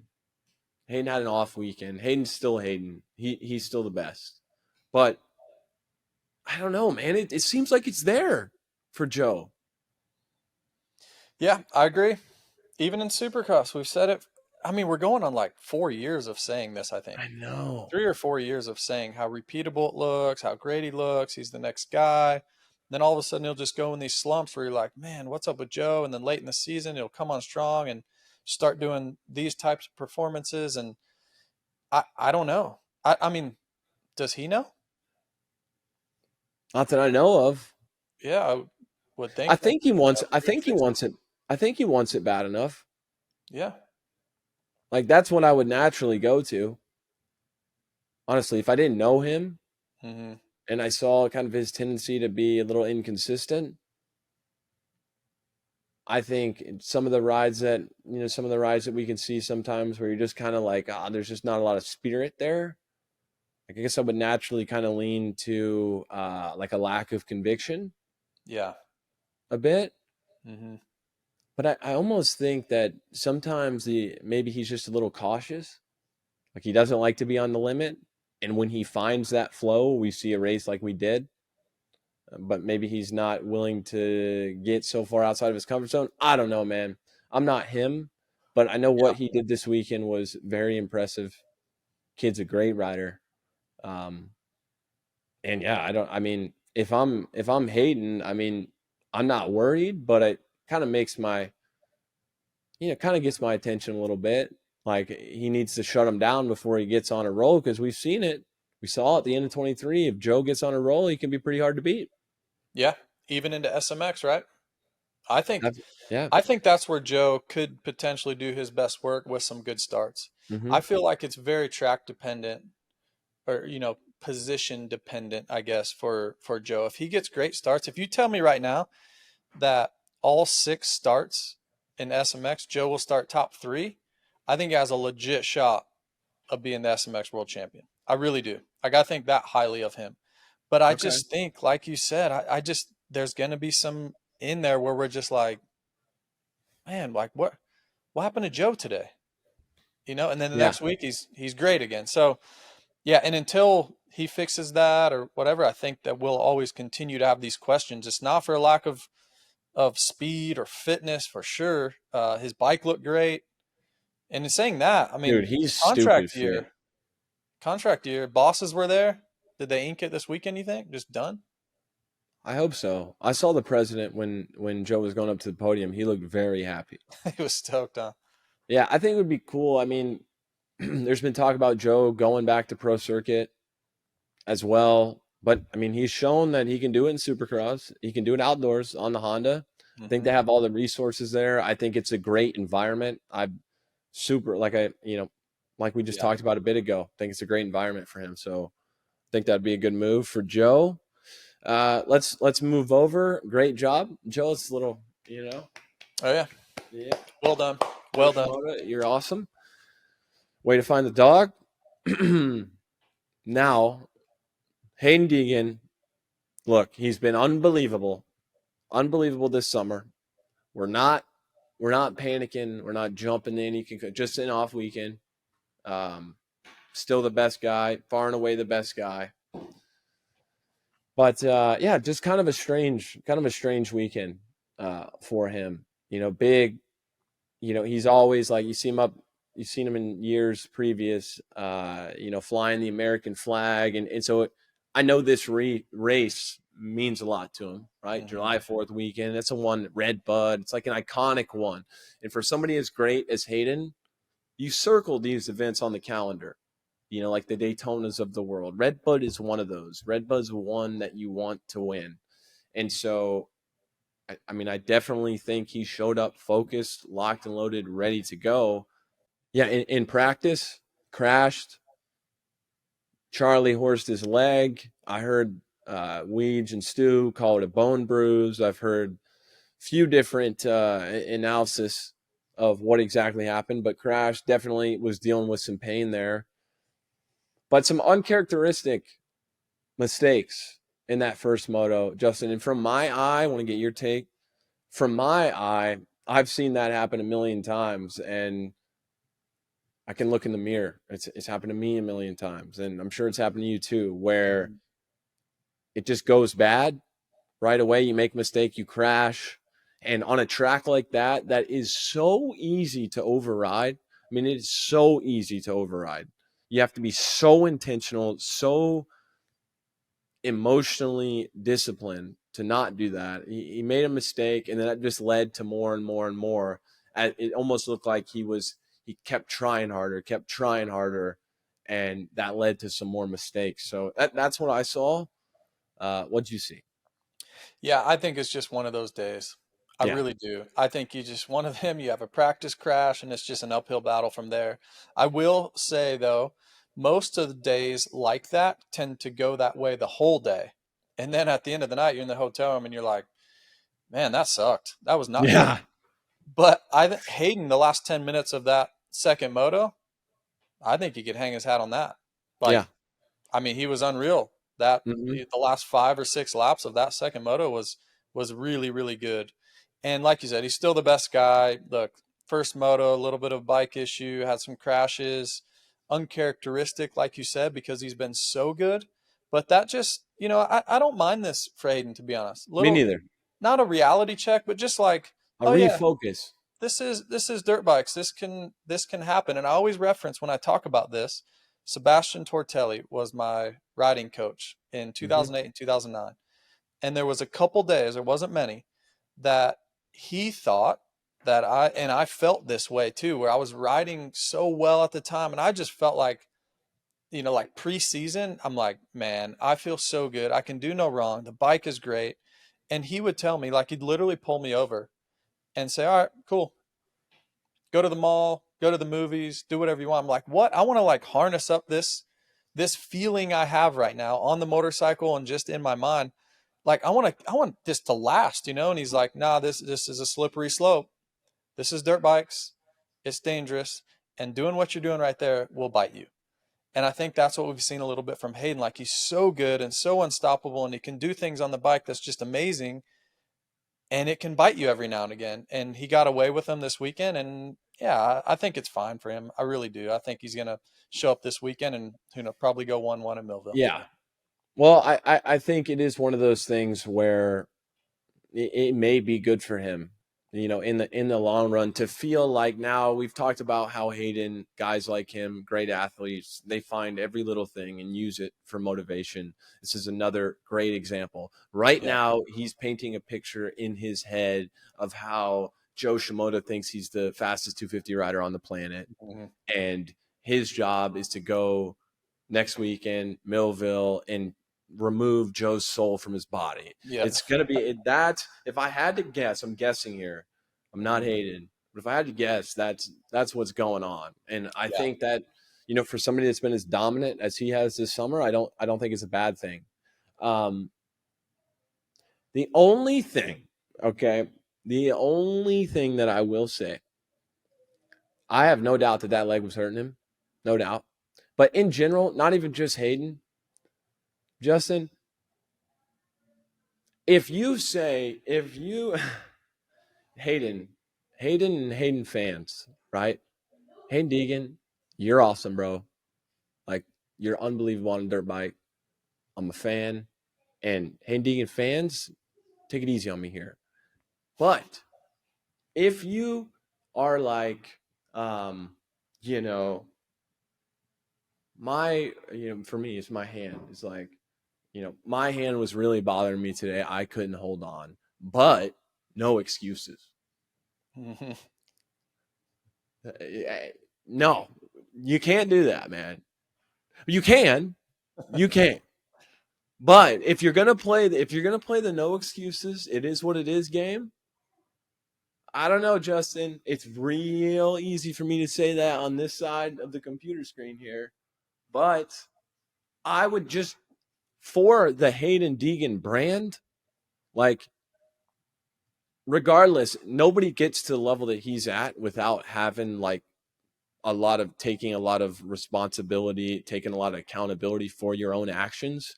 So whatever he says, I do believe that he takes accountability of like all the mistakes that he made on Saturday. But for the brand, I would love him to get on the podium and just be like, yep, like, just made some mistakes, didn't happen, and let everyone else, talk about his leg. Yeah. It just makes him look, even kid's already a badass. It just makes him look like more of one to me. That being said, I don't know. He's done great so far, but I don't know. Just a little something. Am I out there? Am I out to lunch right now? Look, it happens all the time, in all sports, really. Like, people, you'll go through this laundry list of the reasons why the team didn't win or you didn't win the race, I've whatever. done it. And then no excuses, man. But well, what do you mean? We just had to listen to like 10 minutes of your team's excuses or your whatever. But it's just part of it. Like I said, I think he's going to be back to normal. But also, as an athlete and a racer, you have to somewhat it's what you're telling yourself. It's probably what he was telling himself. Man, my leg hurts so bad today. Like, I couldn't ride like myself. So when he says that, it is what he's probably thinking. So he just wants to say that just so people will know. And you know what? Hey, I guess if that's the truth, and it probably is the truth, he'll come out this weekend and be just fine. Going to Millville, track that he's done well at in the past. I think it's going to suit him well. And when Ricky used to race RC back in the day, he would always say that Millville was the most similar track on the circuit as his place in Florida. Well, his place in Florida is now where Hayden Deegan rides all the time. So I'm sure that whole team will be great. And speaking of that whole team, Michael Mosiman, what? On the podium. This has been kind of in the works, though, all year long. He's been riding great. He rode awesome in Supercross, had some unfortunate things happen late. Then you think about Hangtown. He had that crash happen late in the second moto where he's going to be in the top 5. Southwick had a bike issue, took him off the podium.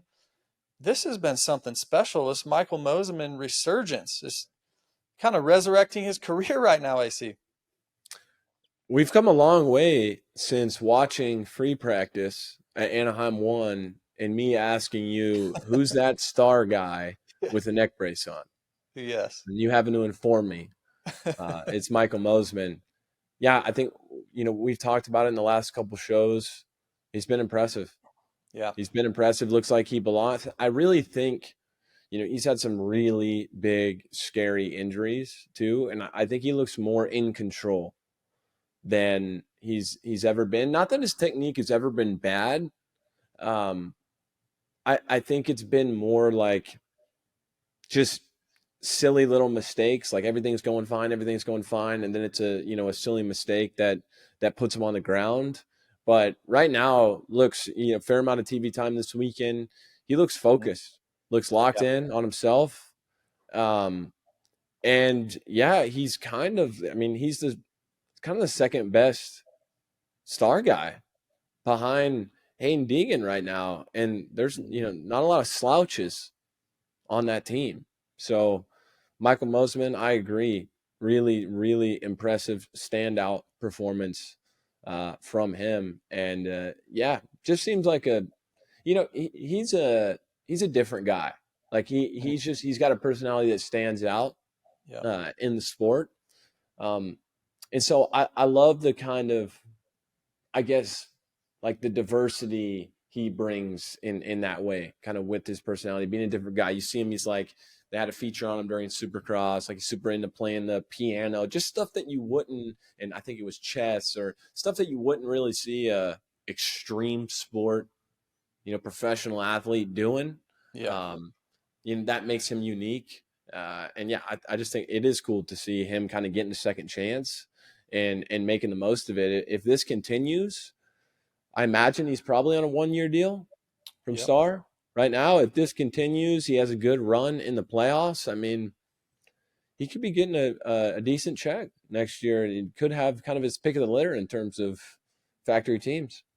Yeah, I think if he stays there, I think we'll be talking about him a lot next year in Supercross. Mm-hmm. Oh, I think agree. he wins a race next year in Supercross.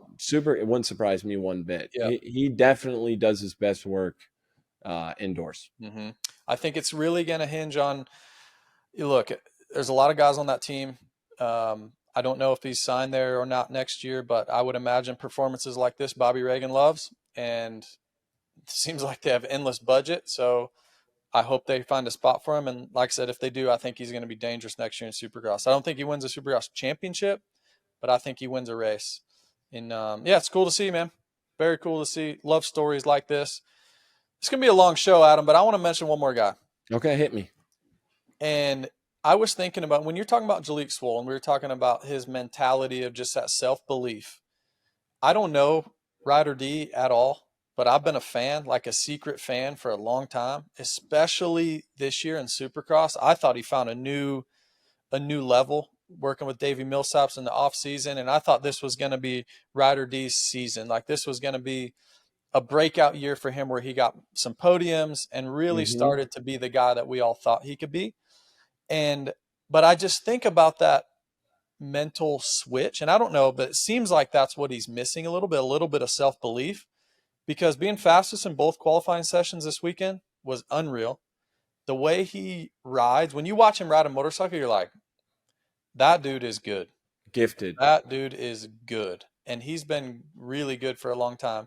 And the one thing that I did like that he said after qualifying was, I think JT was interviewing him, and it was something along the lines of, this feels normal, but it does feel a little bit foreign as well, as in he's been the best guy for his whole life. Then he turned pro, and all of a sudden you're not the best guy.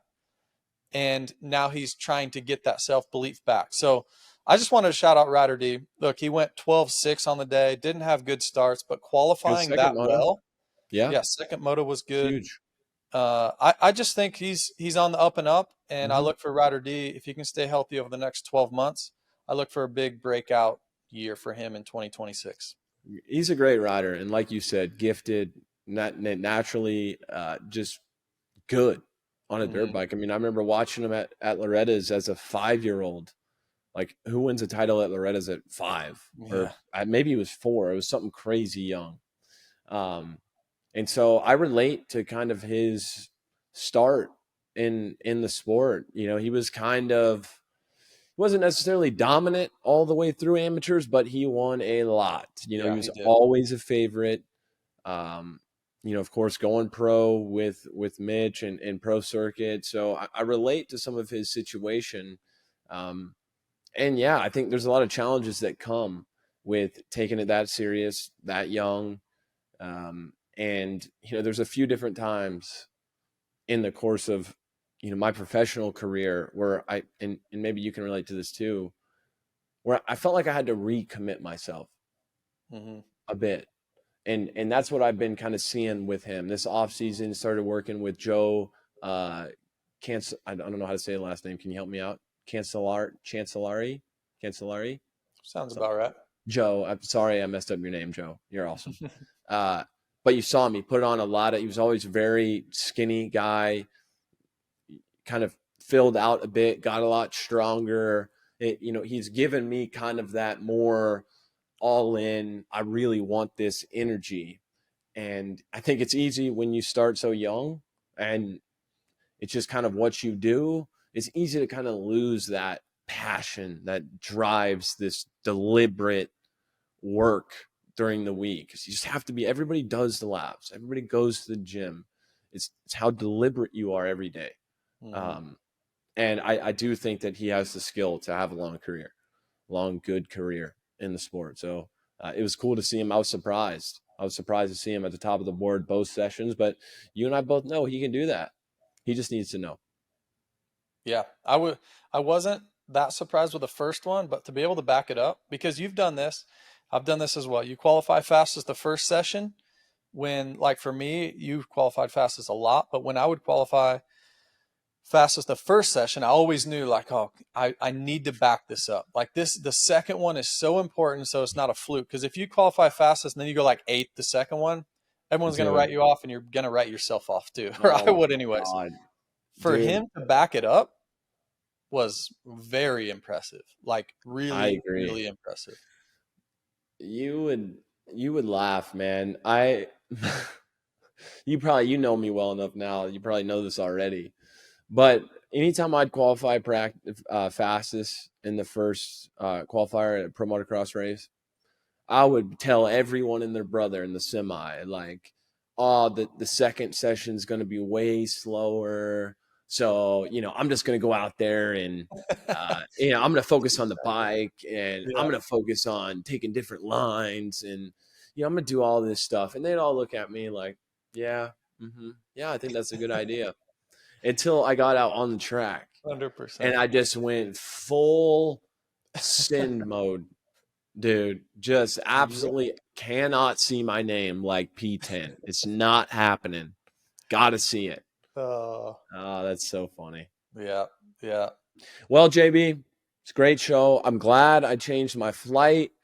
We had Jett Lawrence on. I apologize for the raspy voice. I did catch a bit of a head cold on my fishing trip. As always, you carry the show, my friend. And one final thing I have to say, this is a Juice WRLD shirt. And I just noticed, I really did. I just bought this on Amazon like 2 weeks ago.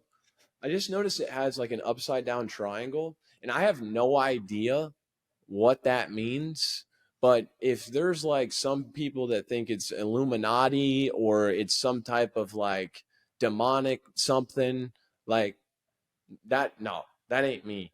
I just a Juice WRLD fan. So I'm not sending any subliminal messages with this upside down triangle. I have no idea if it actually means anything, but if it does mean something offensive, I'm sorry, I didn't mean to.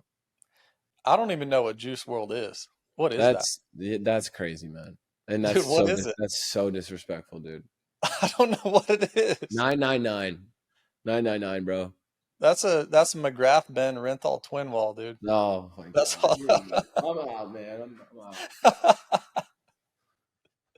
Great show. That was awesome. Jett Lawrence, thank you so much for joining us. That was a ton of fun, man. He was a great interview. And one last thing, does he win them all? Does he win all the overalls? Gosh, I don't know.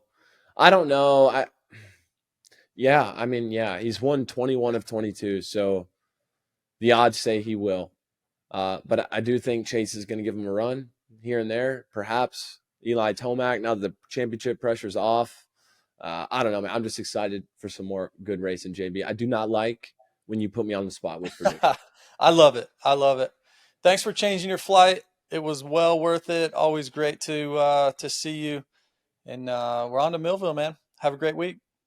On to Millville. You too, JB. And thank you, as always, to our fans, supporters. Thanks for being here with us. You guys make our job. You guys literally make our job, and you make it fun. So I appreciate you guys. Have a great week.